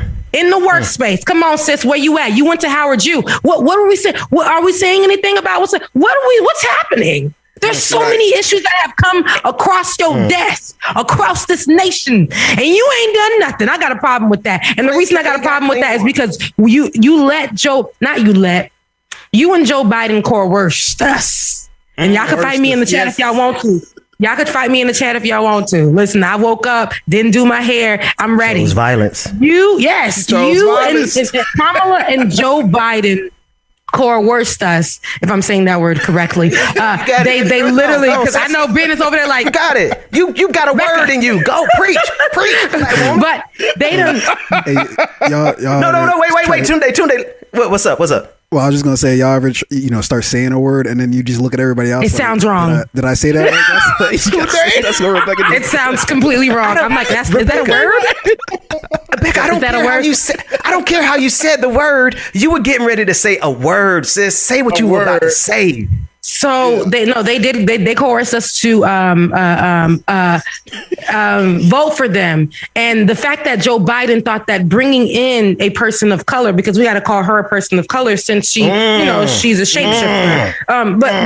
But him bringing in a person of color, but knowing because if she ran off of black policies that would push the black agenda positively, if she did that, if it came from her mouth and not his, it would garner all of our votes. And that's what happened, right? But yet they sat there. They got in. We put them in. We put them in C, honey. We ain't seen them since. We fell for the banana tailpipe. Ooh, hey, bro, I got two people. Let me add two All we people. see is TikToks. TikToks of Joe Biden wearing his shades, his Ray-Bans, and that's what we see. And with Kamala, we're supposed to be okay with that, Rebecca. We supposed to be, go off Queen, go off, Joe, the TikToks. Yes. You know what? Yes, 1.5 inch. Yes, 1.5 inch heels. Give us life. Yes, marriage goals. It's Kamala's anniversary with her husband. I ain't never see them. They blasted that anniversary. Well, it's an anniversary. We're coming up on an anniversary from the day that we voted. Where are you? Damn. Where are you? We have nothing to celebrate. Damn, Rebecca. Why you do the people like that? I ain't do nothing to that. We thought Joe Biden was going to give us what he gave when he was in office with Obama, how they was cool and everything else. No, bruh. We're over it, though. He's trying to give that. He's trying to give that vibe. We're over that. And I have to tell people so many times in the last what was it? Town hall that I was speaking. David, we see you, girl. the town hall that I was speaking in. I don't see you, David. I'm sorry, but I will see you soon. In the town hall that I was speaking in, I got everybody together because they were all like, Joe Biden. And these were the people that were running locally. And I was like, oh, Joe Biden. Not Joe Biden. It was Kamala Harris being the black ma'am. We're not doing that anymore. We did that with Barack Obama. It was good then. We're talking, that was way, I was a little thing in college. Was a whole lifetime ago. I was fresh in college. And this is the blackest thing that we've ever had see the White House. So we're over that now. Now we're saying, even if you are black, we must hold you accountable. And this was the thing. Get them in the White House, hold them accountable. My God, today, we thought. Then people said, hold us accountable. We're already seated. We don't know you. We don't know you. Nothing you goddamn say. We don't know. I want to flip it just a little before we go to the next conversation, because I kind of, Kamala, aren't you tired of working for that mediocre white man? Because the people need something. I don't think we're going to get it from Joe. And your approval rating is 20. It's 28%. Her approval rating is 28%. She literally has nothing to lose. Nothing. Because there's no political career for a vice president who goes out of office with 28%. James, that's all I got, man. Rebecca, what y'all got? Put all my coins in Maxine Waters. Maxine just need to go ahead and do something. I don't trust nobody else. Maybe Nancy. No, not even Nancy. Nah. So you got Nancy Pelosi and you got Maxine Waters. They have tried to turn us against Maxine every day. Let me tell you something. Maxine comes, she shows up, she wakes up, she's been holding this seat, and I don't feel like there are things that she does that I don't like either. But there are more things that I can say, wow, she said that, she stood up for that. It's not even, we got people like Cori Bush who has found a place there that back in the day would have never had that position. That's and there are things that she may do that I may not be fond of, but there are so many other things that I see her doing for our people. It's working. It's moving. She is what the nation needs. These are the type of people that we need in these spaces. Why I say? Because I said Cori Bush would have never got this seat ever. If this was even 5 years ago, like she would have never gotten the seat. Kamala Harris, if this was 5 years ago, she would have never got the seat. But we're in times where it's not just because you're black. Where's the work? What else are you doing? Because we can't say, and that's what I had to say for the local officials here. It can't be because you're black at the table. You can be black at the table and don't mind none of the black business. Girl, I almost start speaking in tongues. Would you say that again? You can be black at the table and don't mind none of the black business. My God. It could be on a t-shirt. Literally, you are moving the agenda of what the same agenda, and that's systemic, and that upholds white supremacy. It upholds white values. It only protects white people or people with money. That's not a lot of people. That's not. Okay, hold on. Rebecca, I'm about to make you feel uncomfortable. James Demetrius, I don't even know your middle name. James Demetrius Williams. We got to make up the middle name. Bro, do you hear this black... I don't know your middle name, but I'm just saying, do you hear this black woman on this screen with us today? My God. Oh, then she woke up and chose violence. You see, she got the boys in the shirt on. She chose all the violence today. She talking about West Coast violence from the 80s. She said, come over here to death row. Come over here to death row, bro. The South got something to say. The South got something to say. Hey, the South got something to say. So anyway, so does this stupid ass false prophet, Shane Vaughn. We played half of the clip in the last segment. Rebecca, just going to do a quick tee up. This is one of the guys you see on a regular basis. We have him on the show. He is saying that the founding fathers, those slave owners, are descendants of the children of Israel. Now, it's a long clip. We already played the first half. Tunde, if you can, cue it up in the middle. Let's start at the midway point, so it's only going to be a minute long at that point. But I really got a problem with these folks, man, because they're pulling a stunt on us. And I think we got to call them out in real time. Let's run that clip. Shane Vaughn and the children of Israel founding fathers. At one time, they were one nation. King Solomon died. King Jeroboam, King Rehoboam, there was a split. Yep. The Jews, the tribe of Judah, stayed in Jerusalem.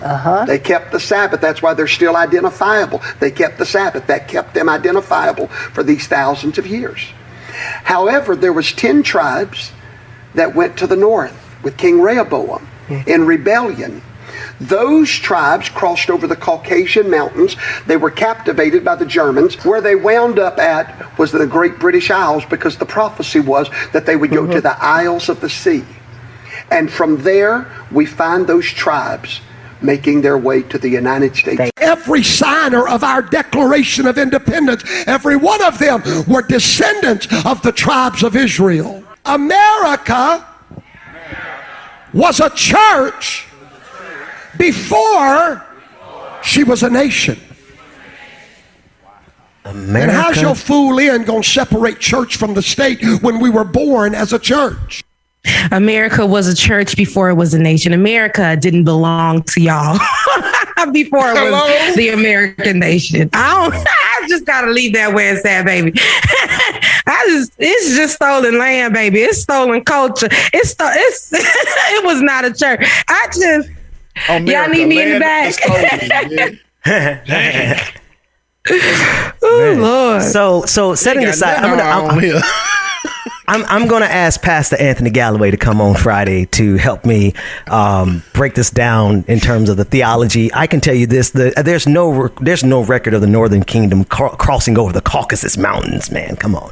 Like anybody who's done one semester in theology school knows that that's bullshit from a false prophet. You did Sunday school, that's right. But here's the thing. We pretty much. We all dropouts of Sunday school at this point. But here's the gag. What they're trying to do is make America seem like it really is something straight from God. Because if you tie the founding fathers to the children of Israel, then in the minds of everybody who goes to church, then you're like, oh, America is so blessed. America itself comes from Abraham, Father Abraham. That's some pretty sadistic stuff when you consider our body count, how many people we killed this year alone. But I digress. And don't forget the insurance fraud. Call that number for prayer, baby. We should have called Club 36. We should call that number for prayer. Club 36. Somebody call that number. Can we put it on? Wait, David. What is this? What? Yes. Oh, I forgot all about this. So here's this false prophet. And now I'm going to put something on the screen. Now, I want to be sure before we put this on the screen, I don't care about anyone's criminal background. unless you're continuing to be a con man to this day. Now, if you're a con man now, then yeah, okay, I do care about your background. But if you're a person who has a criminal past and you've snatched some stuff to feed your kids, all right. But this it's an asterisk next to that for me. Well, if you try criminal background asterisk. Well, but I get it. I love you. Mean it. There we go. I was just trying. Big is trying to feed his daughter. Yeah. Anyway, Shane Vaughn wasn't. Shane Vaughn, David, you got to set it up for me. Read this for me, or a portion of it. This is the man who's now telling you America was founded by children of Israel. Yeah, so the article on screen is from 2010, and it goes into detail about how he was slapped with fines upwards or exceeding maybe $100,000 for fraud, for swiping money from annuity funds, from various different, schemes, if you will. And he was also known for apparently changing his appearance. I only really see a weight gain, to be honest, but the police are quoted in the article saying that he was known for being slick in this way of reinventing himself. So folks should just really know who you guys are dealing with all these people who are going viral and all these people who are telling you that I don't care about a person's criminal past, but a con man is a con man. And the Bible has been used plenty of times to con a whole lot of people. And here he is doing it again. Where is he from? I don't even know. Louisiana. He gives me features of he has he's hiding, he's passing. He's white passing. Yeah. I feel that. He really does. And, but anywho, he could, he's giving me Benny Hinn type of vibes, but wannabe. He does give me white passing though. Anyways, though, I think I may have met one prophet, there was this guy who told me years ago I had a problem with my lower back, and he wasn't he didn't examine, he looked at me. He looked at me and said, "You have an issue with your lower back." I said, "Man, get the hell out of here." I didn't even know who this dude was. I said, "Get the hell out of here." Other than that, man, I'm running into more people like Shane Vaughn and, Creflo Dollar and all them folks. Move on. Well, do you guys want to talk about Kanye or do you want to talk about Holly? Oh, I don't have it. I wanted to talk about Big Bird. I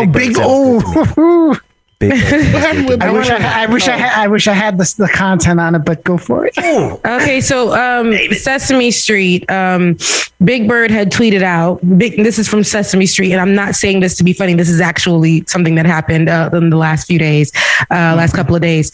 Big Bird had tweeted out from the Sesame Street account that he's been vaccinated. Right? You guys can go to Twitter and check that out. And Ted Cruz got so upset about it. He got so pissed about it that he was saying, and this is not only Ted Cruz, but he started the conversation on the socials on Twitter and was saying basically this is what's happening. This is what our America is coming to, basically just pissed. Now, not only did he tweet that out, it was other Republicans that joined together and other people that banded together to attack Big Bird from Sesame Street. From Sesame Street. There are people who are dying in this world, people hungry. We know Ted Cruz to have left Texas in the middle of a pandemic and it's the ice freezing, deathly ice freeze weather, and went over to Cancun with his daughters. We know this is the man that's saying there's a problem with. I'm not surprised, but the fact that he's leading the conversation, if you look in the comment section, regular schmegalers is mad. Karens and Kens are up in arms. They why would this happen, Mike? This is so terrible. It's just ridiculous. It's sweet. There it goes. Government propaganda for your 5-year-old. And this is what Big Bird tweeted out. He said, "I got the COVID-19 vaccine today. My wing is feeling a little sore, but it'll give my body an extra protective boost that keeps me and others healthy." This is what Big Bird tweeted out. He also said, Miss Erica R. Hill even said, "I've been getting vaccines since I was a little bird. I had no idea." And he's referring to a 1970s clip of Big Bird watching kids go get vaccinated for something else. And was promoting vaccinations even then. So this is Big Bird's history. This ain't nothing new. That little bird been getting vaccinated. But the thing is, it's not a real bird. It's not a real bird. She said not Big real. Bird ain't new to this. Big Bird true to this. Big Bird is true to this. But it's so sad that that something that is just trying to make kids who are probably afraid feel okay with getting it. And this is your parents' choice. This is the parents' choice. But to feel okay with getting it and not shame any other kid that they know, because like a grown folks is doing in the world, don't know how to act with each other, but not shame any folks that they know who have been vaccinated. This is a great teachable moment. Why not? Why not? Why not? Somebody brought up something else important, that Ted Cruz follows Big Bird. That should be the end of the conversation, right? And mad. It was too much going on November on this particular date, November 6th. There was too much going on. It's the anniversary of us putting them people, voting them people. It's just too much. Saving democracy. It's just whack. Oh damn! Nobody it really is, huh? We fighting all kinds of things wrong. It's just like the wrong fights, the wrong people being checked on social media. This conversation has been going for days. Like we are on. Speaking of, guess who I talked to at great lengths last night? Dr. Carl Mack. And he Mr. Missing in Action. You talk about conversations that are heating up on social media. He's got some conversations he wants to bring as soon as he can get back into action. But he sends his regards to everyone. Where he at? Right, he's still doing daddy stuff, y'all. He it's an adjustment. He's going through an adjustment, but he's doing fine. And he actually, I don't know if he wants me to tell this, but I'm gonna tell it anyway. He hurt himself playing football with some young kids. He young spark. He an old spark. Dr. Mack like that. So that's what it is. He hurt himself playing football. Being talking about daddy stuff. He hurt himself playing football. But so what is it, Ben? Is it football? Did he hurt himself? Did he hurt himself playing football? Did he have is it daddy duties? Is it what are you saying, Ben? Because it's coming off as a lie. It's a lie. So the way my bank account is set up is, brother, the man is doing both, y'all. Anyway, so the reason I brought it up, two reasons. He sends his regards. Number one. Number two, Rebecca, you're talking about all the wrong people getting canceled, all the wrong people getting that heat. Everybody, you know what I mean? It's like it's like we're living in the upside down where the people. Yeah. So anyway, we were talking about that kind of great lengths last night, and we're going to bring it to the show when he gets back in. That's all. Anyways. Right, Rebecca. Y'all are awkward this morning. Listen, Dr. Carl Mack, you've been missing in action. We miss you. I hope you're watching. And if you are watching, we don't want to speak to you through Ben. We want to speak to you. Okay. We love you, directly. mean it. And whatever you got going on, just know that there will always be an extra box on this panel right now for you. Okay. That's right. We always got a box for you. We always got a box for you. You mean you don't want to speak through Ben's avatar? Or not? No. Thank you, No. David. Ben's avatar. Again, for the Ben's third avatar. day. You know what? I forgot. He was on camera earlier. I think he was just playing around. He just pulled that damn cord out the laptop. Listen, That's all bro. it was. But I ain't gonna say nothing, Rebecca. I feel like Ben be like, man, I done did the first half of this, man. Now it's time to just let my one strand of hair down. I am done. I am done. Piece of hair I got left. That one strand. That one strand. Up there. Look, somebody said in the chat, we didn't forget about you, little Charlie Kirk. Charlie Kirk. Speaking of, What you got for Ooh, Charlie good Kirk, segue. What we got? you wanted Charlie Kirk in conjunction with Holly yesterday. I don't know how you want to do that though. Oh, well, let me pause because I really enjoyed the Big Bird story. Rebecca, what else you got in your bag that you didn't send to get prepared? I actually sent that in last night. Late last night, actually. Where? If you look inside the Slack, I don't know whose high pitched voice No, that it's was, a great. It's a but if you look great. inside the Slack, you will see that I sent that story in last night. I had a late night, and so David, after don't let her get you like that, David. Listen. Talked about your voice, bro. Where? I'm gonna keep using the high pitched voice. Where? Yeah, if you look in Slack, if you look in Slack, it's there. If you look in Slack, it's there. David it's there. know he black. David It's is there. black. Cause let me tell you, cause when black folks got something, they ask questions. What? That voice go up It's so high. high. Hey, It gives you a high tone. It gives you a high tone. Oh no, actually, white people do it too. They be like, I don't really. No. I think Rebecca meant to drop something, but I don't see anything in I Slack. dropped it. Wait a minute. No. This was all worth it. This was all work. Rebecca, how do you do it? Rebecca? Well, Really? I can. I don't know about that, James. Are we sure about that? I know you said Per my last email. Did y'all see the universe? Not per my last email. Wait, child. me and Babatunde said per my last email, literally at the same exact moment. Let me see. Inshallah. We're done. End scene. End scene. Storm.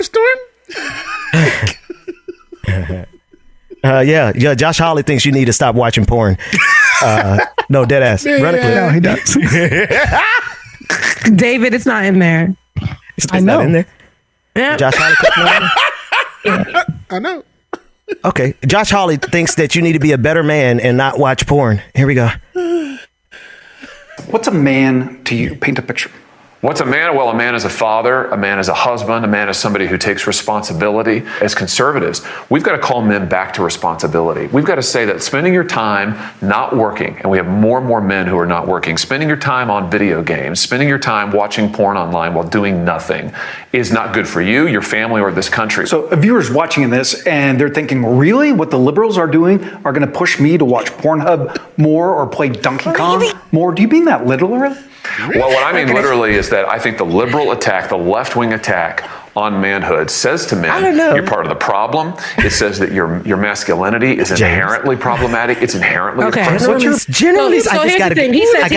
We got to put it on the record. We go ahead, Rebecca. Okay, he said, look, I want the men to definitely have this conversation because he's speaking directly to you guys. But if men not working, men playing video games, and men watching porn is a direct attack on their masculinity. That's what he said. And it's he's basically speaking to this idea of the working American, the working white man. And the thing is, they will say this in public, but in private, they will have sex workers in hotel rooms. They will pay for abortion. They will be with the opposite sex, although claiming to be straight or whatever. And they're the ones who sit in front of the television all day playing video games, or they're the ones who hold on to these seats and not work. They're the ones who own these companies and don't do anything. So when I hear these conversations, especially coming from a pretty faced man like this. Like this man has he has a face. Like he has a face. Like it's very punchable. Well, that man did the punching gesture, but no, he has a good face, but it gives me, I do not work when I'm at home, for real. I play video games day in his life. And I do constantly watch porn. He's giving me that. He's giving me that for sure. But who are me to judge? And who is this man to judge and say that is the situation? A lot of these things are working. In 2021, playing video games actually makes you money on the internet. And that's considered a job. Actually, porn can be a job. I'm showing girl. My OnlyFans blowing the hell up, making money. Let me stop playing noise now. That one. Yeah, be free. Listen. I'll be on only. Somebody who a man is. Better get off somewhere. Well, no, because Rebecca, who a man is, because I do all these things and I still work hard and do all the shit that I need to do and get done every goddamn day. So you ain't gonna tell me that I can't watch my porn and play my video game, just butt sucker. Get the hell out of here. Get away from me. You Satan. Like a twink yourself. Be on there. God damn, Tunde, you talk a lot. Yeah. Listen. It is. No, it totally is. Tunde, that last part, who did you compare? Because there is an overlap there. Say that last part again.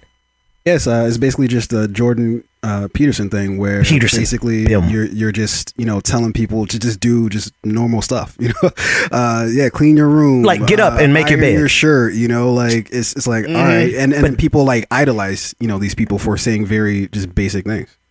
And so, Rebecca, that ties directly to what you started off with. That this is talking directly to that, how you said it perfectly, and I can't rephrase it, but like that white male grievance, like he's speaking directly to his demographic, and he's using that same language. That ain't no revelation. Listen, if the best y'all got, if the best this square-jawed kin got from the Republican conservative white movement supremacy is to tell y'all dudes to stop watching porn. White replacement theory, right, might be real. Maybe y'all do. Maybe they got a huge problem, because if getting up and making your bed is the best advice y'all can give right now, then y'all got some serious problems over there. But Ben, the fact that you're just focusing on, you really got a problem with them telling y'all not to watch porn. That's an issue for you. But they also said people that are not. Look, did I say? I didn't even say. But they porn. Also said not work, and they also said those who are playing video games. Ben is like, I can't relate to these other things, but porn. Listen, you will not take that away from me. I don't. That's my escape. Goddamn it! If I'm gonna watch anything else, I'm gonna watch porn. I don't watch all the Pornhub and wait for Pornhub 2 to come out. You done ran the whole thing out. You done ran. There's no more internet left for porn on us. We're all out of porn, so we do need another fresh base. I wasn't trying to be specific to the porn thing. It's like all the way around the board, but he said I want to say this though. I want to say this. You're all got him explaining now. Listen, no, not at all. Let me tell you something. If it's a choice between us making, watching, selling, and distributing porn or going to war, come on, give me all the sex workers. Let's do. I ain't got no problem with that. Hell no. Let's put it out there and let's do it. I'm saying these monsters out here, the best they got is all this little juvenile stuff, which is stop playing video games. That's y'all master strategy to take over the world, to stop jacking off? Okay. Good luck. Good luck with that. Ben. Oh, and they don't want weed either. Run the clip. Charlie Kirk, Lil Charlie. Oh, hell no. Now you... Lil Charlie Kirk. Look, now you done said because something. We live in an abundant society. We live in a place where you could have literally weed delivered to your front door. It's like, what? And somehow, that's liberty. No, that's actually slavery. I'm a very proud conservative, but so what would be the exact issue with full legalization of marijuana? Everything from it's a false promise of liberty. First of all, it makes the places that you live unenjoyable for almost all people. Denver, Vegas, Los Angeles, San Francisco. When weed is legalized, it becomes a messier, dirtier, just objectively unpleasant place to live. Well, if we really believe in limited government, then why are we outlawing weed? This is a libertarian argument, right? We should make stances very clearly of what is virtuous and what is good. Now, do you want to have a conversation around locking somebody up for 20 years because they have weed? Like, that's a totally separate conversation. There are more young people going into the ICU that are using weed than ever before in Colorado and in Denver. As weed gets legalized, does crime go up? And the answer is yes. Crime does go up. I'm not trying to figure out the driving under the influence thing. I think it's this false sense of liberty where we as conservatives think like, yeah, we're going to be more free because we deregulate this one thing. I think weed is really bad for people. I think weed makes you lazier. I think that it makes you a less whole human being. Now, medically, maybe it could work. Show me the proof, Saudi. Because snorting crack cocaine is so much better. I will not. And that's the thing. His conversation is bringing up old stuff that's not true. We've already debunked that, my guy. And so many places are starting to decriminalize it, legalize it. And here's my thing. And that's so of course, we are so behind on the ball here in Atlanta, but places are starting to realize that it's not what you think it is. Getting up and driving drunk is more of an issue. Snorting a line before you get up and you talk about weed being an issue. Come on, bro. That's more of an issue. I need you to understand, taking fentanyl and all of that. It's an issue. Hello. You guys are discussing how this is happening, but I need you to get the numbers. And while you're getting the numbers, I also need you to talk about how something so petty could have somebody in jail while you were the leader, had a bus full of people on January 6th at that domestic terrorist attack over there at the Capitol. And you 30 buses. 80 buses. 80 buses. 80 buses, my God, today, tomorrow, and forevermore. You did that. You did that on January 6th, and they have yet to snatch you up after committing such a crime against your country. You talking about weed? You talking it's about so weed. funny. It's crazy. It's crazy. Oh man, weed is good. Weed is here from the earth. God put that here for us. Okay. But even if he would never know what to do. Even with and you know they smoking weed out of white paper, you know, rolling it out of, you know, that's how they doing it. But even if when it comes to weed, he would never. It's like you're talking about it. You're putting out a false information. You know, this video needs to be flagged for false information about weed and how people are going to ICU because of weed or whatever the case may be. When weed can actually be medicinal. Never heard of cocaine crack to be medicinal. Rebecca, you killing me over here. Crack is whack. Can I insert one thing? Y'all see what the name of the tour is? Exposing Critical Racism Tour? Lord. Can I well, on the racism part, can I insert one thing? Go ahead, David. Yeah. Yeah, so I know, Ben, you were tying this into the laziness and how it's not good for you and it makes you, you know, incomplete and all that. What I heard, because this is the first time I heard this last night, was the dog whistles. Him tying in the beginning how weed makes your neighborhood dirty or messy. And I bet you my neighborhood is cleaner than yours, Charlie Kirk. Meanwhile, white people are the ones profiting as it gets legalized. Come on, David. Come on, man. David. Come on, man. Preach. Today, let's go. Or James.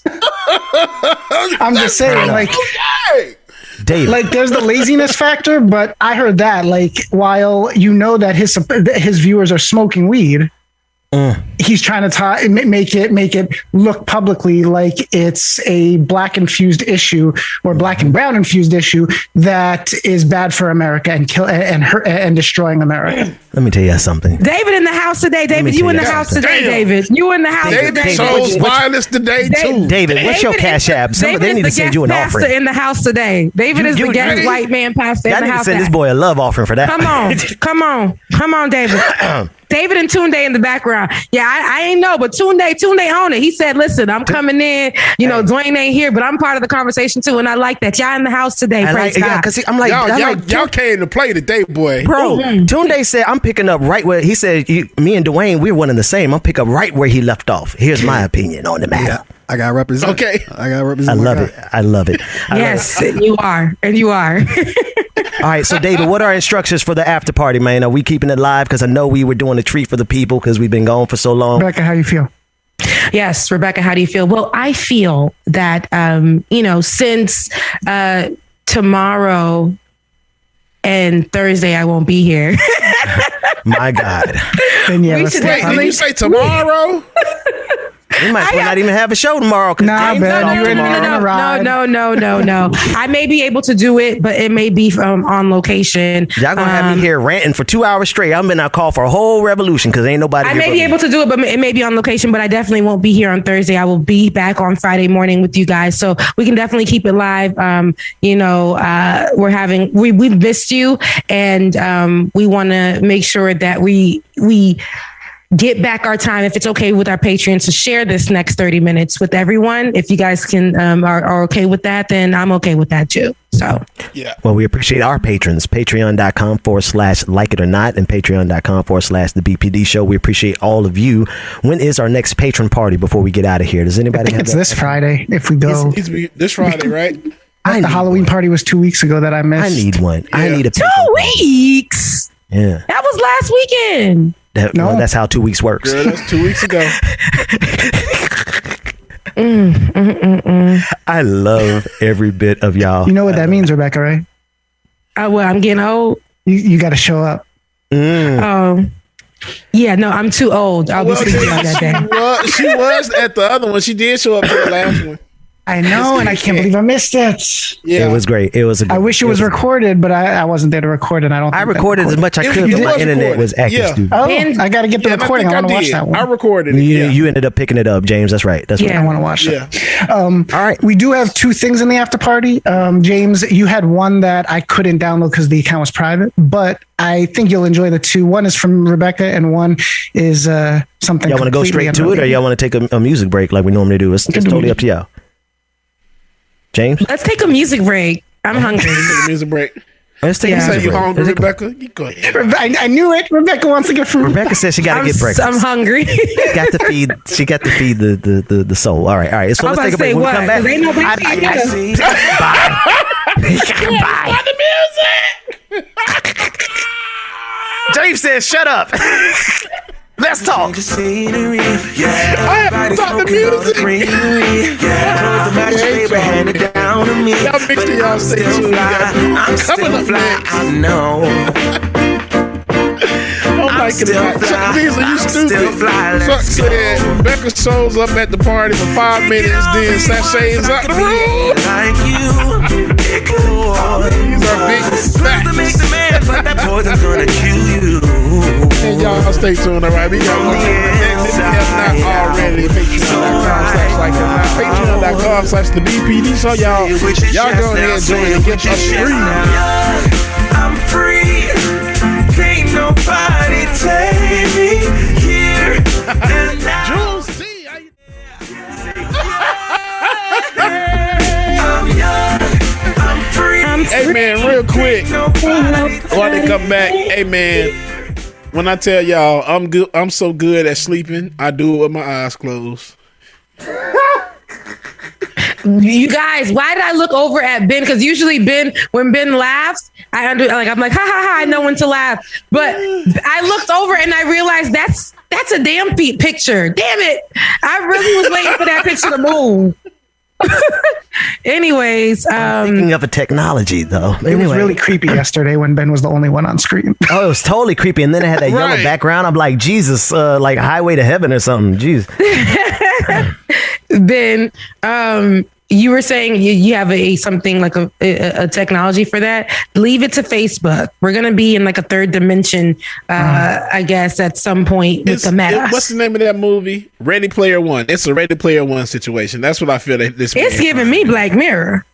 Girl, it's giving me first season episode 2 Black Mirror. Mm-hmm. With your boy, yes. with your boy from Falcon. Get Out. I forgot his name. Oh, wait a minute. Which episode? Which episode are you talking about, Rebecca? I'm talking about a vintage episode when the man was in the room. 30 million units. Yes, like and then there was like a virtual world on the outside. And they playing the game. Yeah. Ooh. I thought you was talking about the first one where he was like playing the fighting game, and then I remember that one as well. And that one, that was that was a turn of events that I didn't see coming. I did not see coming. I'm like, this is just too much. It was too much for me. I said, oh my God, it's what? Well, I thought it was a good episode. So you got Candyman, and then that man was fine though. That was Candyman. Yes, it was. That was Candyman. Yeah, it was Candyman. Yes, it was. Just got to put the hoodie on him. You got to put the scully. You got to put the beanie on him. Hey, when I tell you Black Mirror, I said I don't really. And it made me feel some type of way because I felt like we was in love, me and Candyman. And then when he did all that, I was like, dang, you should have just picked the side so I could pick who I was gonna like on the show. But I don't know. And then what? Nicole Bahari, the wife in that one, she is a baddie too. She was a great. I was like, she is. But there was a lot of things that they needed to go sit on somebody's couch about. And they did not. They did not. Yeah. They did not. They played video games. They just worked it out and said, okay, you got your one time a year. But it's just like, okay, you know what? Never mind. Not even gonna go there. Yeah. It's okay. Wow. Josh Hawley. Hey, look, Josh Hawley was punching the air when he was watching that episode. He was mad. No, he was Madison Cawthorn. Madison Cawthorn beating up the tree. I saw the dude and damn. Damn, I don't walk myself into a freight train with this one. God damn it. Okay, so you want to start off with something since it's the after show. We want to start off with some major news coming out of Florida A&M University, sitting on the highest of 7 hills in Tallahassee. Again, Tallahassee, Florida. The best football. Listen, right now, FAMU. Tallahassee yet? I'm so sorry, Ben and James. Right now, it's cute, Ben, but just shh for a second. It's rude. FAMU football has the best. And I'm gonna say it like Fantasia, the best. No, I don't get no. FAMU football has the best record in the state of Florida. I'm talking about, this was posted maybe like last week, and to this day, they still have the best record. For football. At least this one is wrong though, because we won a game last week, so it's Bethune-Cookman 1-8 and not 0-8 like you say that. Yeah. Okay. Yeah. So I told you this is what I dropped this when it was fresh and new. But even with your one win at Bethune-Cookman, there is still the best record coming out of Tallahassee, Florida, not from across the train tracks in Florida State. It's coming from right there, Florida A&M University. Yeah. And this is why. No, but it's funny because, guys, when the other schools and have the best record in the state, it's all over everywhere. It's on ESPN. It's here. It's there. They're talking about it. But we need that same treatment. And this is why I know, FAMU go so hard at everything. You know us. We extra, we do whatever. But right now, we're going hard because, first of all, this is a rare occasion. Like I said, I don't know what prayer Coach Simmons did on that day when he was on the field and he was praying. I don't know what prayer he did, but it was something stronger than Sierra's prayer, because FAMU to be winning like they are, it's crazy. It's crazy. Yeah. But I give you that. But honestly, it's just it's interesting to see that, because it's a black school, that it doesn't get the same love for having the best record. Usually I'll see that a lot on different sports networks, on different sports social media pages and things like that. But because it's Florida A&M and it's like, whatever. But it's the best football record in the state of Florida. We're talking about all through the colleges. So, shout out to Florida A&M. I graduated from that school. I did not only just go there, I graduated from that school. That's my school. That's mine. So shout out to FAMU. Shout out to I know one, y'all. Yeah, because we ain't got there yet. Yeah, but you know what's funny? Okay, because we still gonna beat that ass. See, your prayer here. I don't care what prayer your coach prayed. Mm-hmm. Tell him he better bring some anointing oil when he comes to the classic. Okay, Ben. It's like, Ben, I just want to let you know. I feel the spirit. I feel the spirit moving. The spirit is telling me that prayer, that prayer that he prayed to get y'all. I am sorry for BCU. I'm sorry for BCU. 2 weeks too. Yeah, I'm sorry for BCU that Ben spoke over y'all. But what I will say. Who was it? I see who they lost. Who? Jackson State. Okay, I remember this one. They actually did a good game at Jackson State. They only lost by 1 point. But Dion got the boys at Jackson State looking damn good. South Florida. Okay. But Jackson State, I do remember us losing at 1 point, and we wasn't even mad. Let me tell you something. Why was there a celebration after losing after 1 point? Everybody was in all the FAMU pages online, and we're like, we only lost to 1. That's crazy. But to be happy about that, y'all got to understand, we not a good team. We haven't been a good team. And we have grown. Understand, Jackson State right now is nationally ranked right now. They are like the number 1 team in even Division I schools. So they out there making moves. So for FAM to have only lost by 1 point, that says a whole damn lot. I get and for FAM to be in the conversation, because trust me, I've walked the campus. We run late to the football games. Okay, we outside and we're tailgating. We like, they playing. All right, we want something to eat. We'll be back. That's how it is. But I will say right now, for us to rally around those football players and and have this record, we're going to be the ones. If nobody else is going to do it for us, we're going to be the ones to do it for ourselves. So, shout out to Florida A&M. I love you guys so much. Shout out to Florida A&M. No matter how much hell we give each other, there ain't no love like HBCU love. Yeah, that's right. That's real. And they whooped our ass 42-12. Jackson State did. So, Jesus. Wait. Now let me run some numbers. How bad did we? What was the score for FAMU in Jackson State? How bad did they get beat? It was only 7-6. By one. You said 1 point. 7-6. We about to get our ass. One touchdown a piece. So we about to get our ass beat on the football field, but not during halftime. Not during halftime. We're gonna win classic. They ain't won classic in I don't know how many years. Bro, I ain't gonna give it to them this year. That means FAMU got I don't know nothing else about FAMU, but they got a hell of a defensive line. I tell you that much. And I will say, and I know we talking sports ball, y'all not used to this, but damn it, we're gonna talk it today. I will say that FAMU has won like all of their games of like over 20 points or more. All their games. And their loss was on it. Man, listen. Shout out to the pride of Bethune-Cookman. I'm looking forward to the halftime show because I do agree, Rebecca. I think that prayer we about to get our ass. It's gonna God ain't on our. We ain't gonna get our. God ain't on our side on this one. Man, especially we ain't traveling nowhere. We ain't did nothing. So I don't know. They're gonna have the halftime show gonna be out the chain. Be out the chain. But football, just let it go. Yeah. I can listen to you guys talk and give FAMU love all day, but we only have about 15 more minutes left, and I want to see what the next clip is. Oh, dang. I thought that was the end of the show. All right, what's next? Okay. So Bezos and his girlfriend met Leonardo DiCaprio at some art function, and Bezos kind of got played. Yeah. Oh, he didn't really get played. Let me tell you. I'll explain in a second.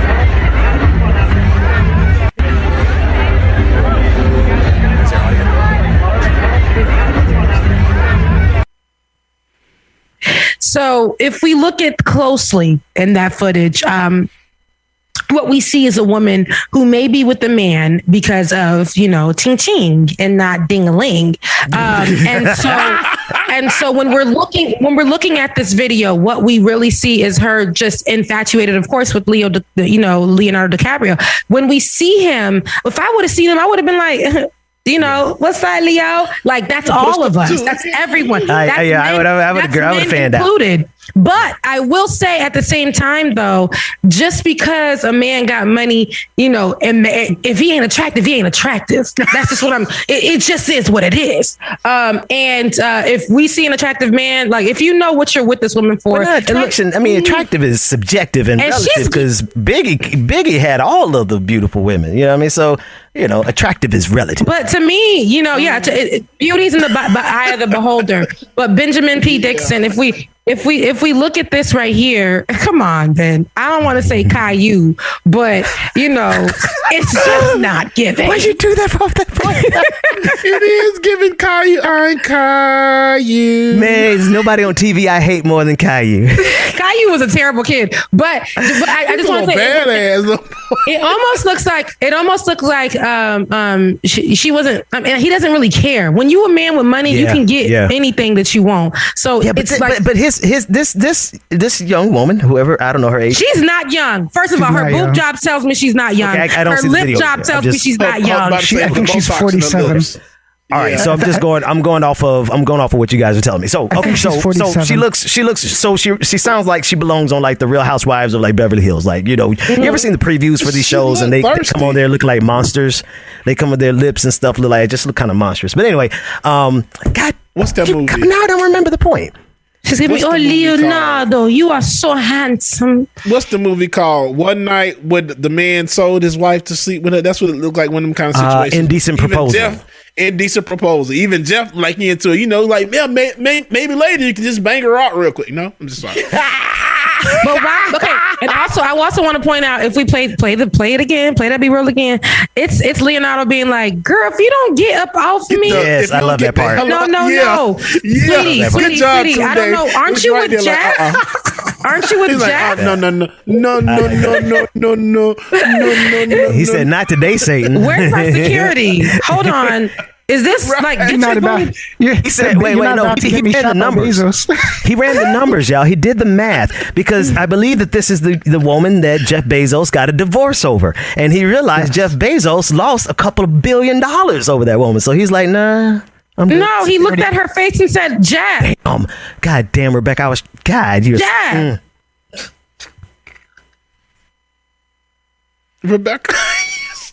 Rebecca, you cold-blooded. Oh no, what's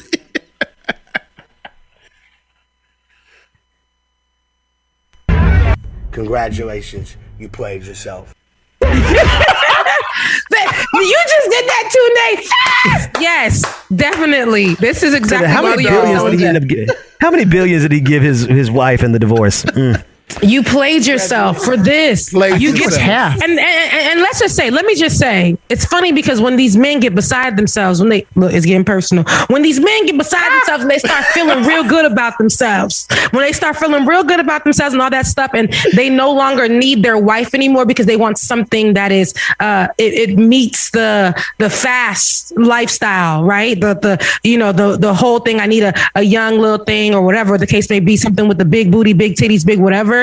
Now you're looking crazy because she'll leave you for somebody else. She'll take your money too. All you got to do is, especially with the richest man right now in this world, all you got to do is sleep with him, tell him you need a little bit of money for something. Girl, take that money and go. That's all she needs is a little bit of money, and she'll go be with the next man. That's just it. That's just what it is. Whatever you do to people will come back to you tenfold. Yes. Well, this the way how he shooed her off at the end for me. He says, "You can back the fuck up now." Excuse me. Because he knows better. Okay. He knows exactly what Rebecca talking about. If you don't get your scandalous, trampy, get if you don't get your Botox infested, fake booby ass. Can y'all? Who is doing size Z titties in 2021? My God, today. You're going to the doctor and telling them, you know what? Give me the Baywatch specials. We are going to do the basketballs. All right. Big. Okay, listen. I'm going to propose something here right now today. I swear on everything. We're going to set it up. We're going to plan it. We'll have a meeting about it, but it just came to me. We got to have a completely uncut episode where everybody, totally uncut, off the air, almost in person, because I need to hear Rebecca do some stand-up. Uncut. I don't do stand up. Did you hear me? Did you hear my Samsung joke the other day? I'm not a stand up person. No. There's a different. No. Don't. Just as a person who's been on stage and been so embarrassed that I hope the video never comes out. Don't go up there telling damn video. I hope I can find it because I'm gonna monetize the fuck out of that video. But anyway, I'm gonna set it up for the next 2 years and make everybody want it first. That said, we got to do a uncut episode. I got to get James. We got to, and then we need to use that to get more patrons. For all of you who are listening live right now, and you're not a patron. Patreon.com/like it or not. But we're going to set a goal there. How many patrons do we need, Rebecca, before you get up and go on stage and do a 30-minute set of just being you as your ridiculous self? Oh my God, no. It's just for me. She do it every day. I say because uncut, unfiltered. Save those stories. She do it every day. Look. But seriously though, if for us to have an uncut, I think we should definitely have an uncut. And for something, I don't know. We'll come up with it. We'll figure it out. We'll reach a goal of $3,000, and that will assist and help us to be able to just get the day to come and relax and chill with you guys off of work, free, whatever the case may be. Oh, I was saying patrons, not dollar amount. I was saying patron, like that. Well, yeah. Either way it go. I'm talking dollar. I'm talking if it ain't talking money, we ain't making sense over here. Okay. Listen, we're trying. Speaking of that, we are trying to be free. We're trying to get out of here. So we're not soliciting you guys. We're trying to work for money because that's what we want to do. So we can be here with you guys, for you guys, around you guys. I'm telling you guys, the sooner you free us, the more content you will get, the more stories you will get, the longer these episodes will be. the more together they will be, the more on time I will be. You see where I'm going with this? You guys will have me and I will be all yours. But in the same sense, we will be able to do the work that we have been doing and, be able to do just so much more. I really, really, really want this to be my end all be all. I want this to be Bubba's end all be all. This is our job. Yeah. This is what we do. And I love you guys for supporting us thus far. And I do want to meet a certain goal so that we can just say goodbye to corporate. So that we want that. We really do. At least for a year. So that in the meantime, we can continue to build as well. But, when we say this, it's not just because we want to be free. We want to be free so that we can continue to do the work on a bigger level. Well, let me jump in there real quick, only because I hear you, Rebecca, and everything that you're saying is good, but let me just say it from my perspective. Political OnlyFans. Listen, and who said that shit? Somebody on Savage. I need to get up with Savage, sweetheart. I was so sleep in the last patron party. They had messaged me to wake me up, and then they had a whole ass meeting going on. I'm like, wait a minute, what's all this? Anyway, back to God damn it. Now I forgot my point. Forget about it. Moving on. You were gonna say what I just said in a Benjamin Dixon way. I'm stressed. Oh no, y'all! This is the best This is the best 2 hours. This is the best 2 hours that you're gonna get anywhere on the internet, especially in this time of morning. This is the best morning show. What Rebecca is doing, impromptu, because she's working another job, and she comes in here and gives y'all like magnificence, So when she says free Rebecca, goddamn right, y'all have no idea what we're getting ready to do once we actually get properly funded. This is bootstrapped. When James is doing, James go and clocks in. So it is not a solicitation. It is, you are experiencing the greatest thing that this is only going to get better. So invest in it now. Say that you got in early. Man, somebody said you want Keebler fans. Keebler fans? Y'all better get off of bed. Just because he ain't showing his face, do not mean he ain't gonna get y'all together. But I'm about to be curling for real though, because today I'm gonna be able to do a split today. A real full ass split today. I'm gonna post. Ben, you said a key thing there, Benjamin Dixon. You did say a key thing there. You said invest now. It's almost like when people are investing in those other things, like some people who invested in OnlyFans, some people who invested in the Facebook now becoming Meta. How much money is there? So, people are investing, but invest in something right. Invest in something that's going to help change for the better. Invest in something that wants to make you guys laugh, make you guys enjoy your day, but also give you politics, stuff that's current, right? Have a conversation, regular, just everyday stuff. You know what I mean? Start off with hard politics, get into a conversation with Benjamin Dixon, and end your day. We want to make sure that you're laughing, you're having a good time. We want to make sure we give you those vibes, and you can't get that anywhere else but right here on the Benjamin Dixon Show. This is better than that. Send us. I wouldn't say all that, Ben. It ain't for those of us who therapy, for those of us who can't afford therapy. Who did you say earlier? You said some people should have gone to get marriage counseling. Who was that we were talking about that should have went and got marriage counseling earlier? I said sit on somebody's couch, and I was talking about the people on that show. Yeah, they probably couldn't afford it. So there's a lot of people who can't afford therapy. And so they come here to laugh, because in the meantime, until we get some healing, we're going to laugh. And I'm going to be real. I love it. No, even when we get healing, we're going to continue to laugh. That laugh is going to have us in a consensual chokehold. That is going to have us. It's going to be from when our unhealed version. Yes, our unhealed versions and our healed versions of us will continue to laugh because we deserve to. That's right. That's next level, Rebecca. We'd have to unpack that another day. Oh man! All right, that's all I got, folks. What time is it? It is 10:28. We are 2 minutes before 10:30, and before we get out of here, I just want to let you guys know. I may or may not be here tomorrow. I'm sorry that I had to break that to you guys on air like that. But Thursdays are my day off, so I won't be here on Thursday, but I may or may not be here tomorrow. Being that I may tomorrow my day off, Rebecca. Don't forget that. I know, young man, and that's y'all why gonna make me do a best of episode tomorrow. I mean, no, but because I'm trying to move the timing, so if I can just make sure, we'll see. I probably may able to do it. We'll figure it out. Yeah. I'll pull up. If y'all send me lunch money today. DJ X3C, I'll pull up. We've got Pascal coming on tomorrow too. Oh, Pascal's coming on too. Now I gotta come on. Yeah. Why you gotta come on? Because he got to do the dad joke. Pascal is not permitted to come on this show without a dad joke. Look, and I can't go on his show, and he come over here and not me go over there. No, I gotta go. That's right. I gotta come on now. Oh, you gotta be at home. You gotta be at your own house. Yeah. Let me see. What did Haley? I'll try to get my camera. I'll try to get my camera fixed by tomorrow.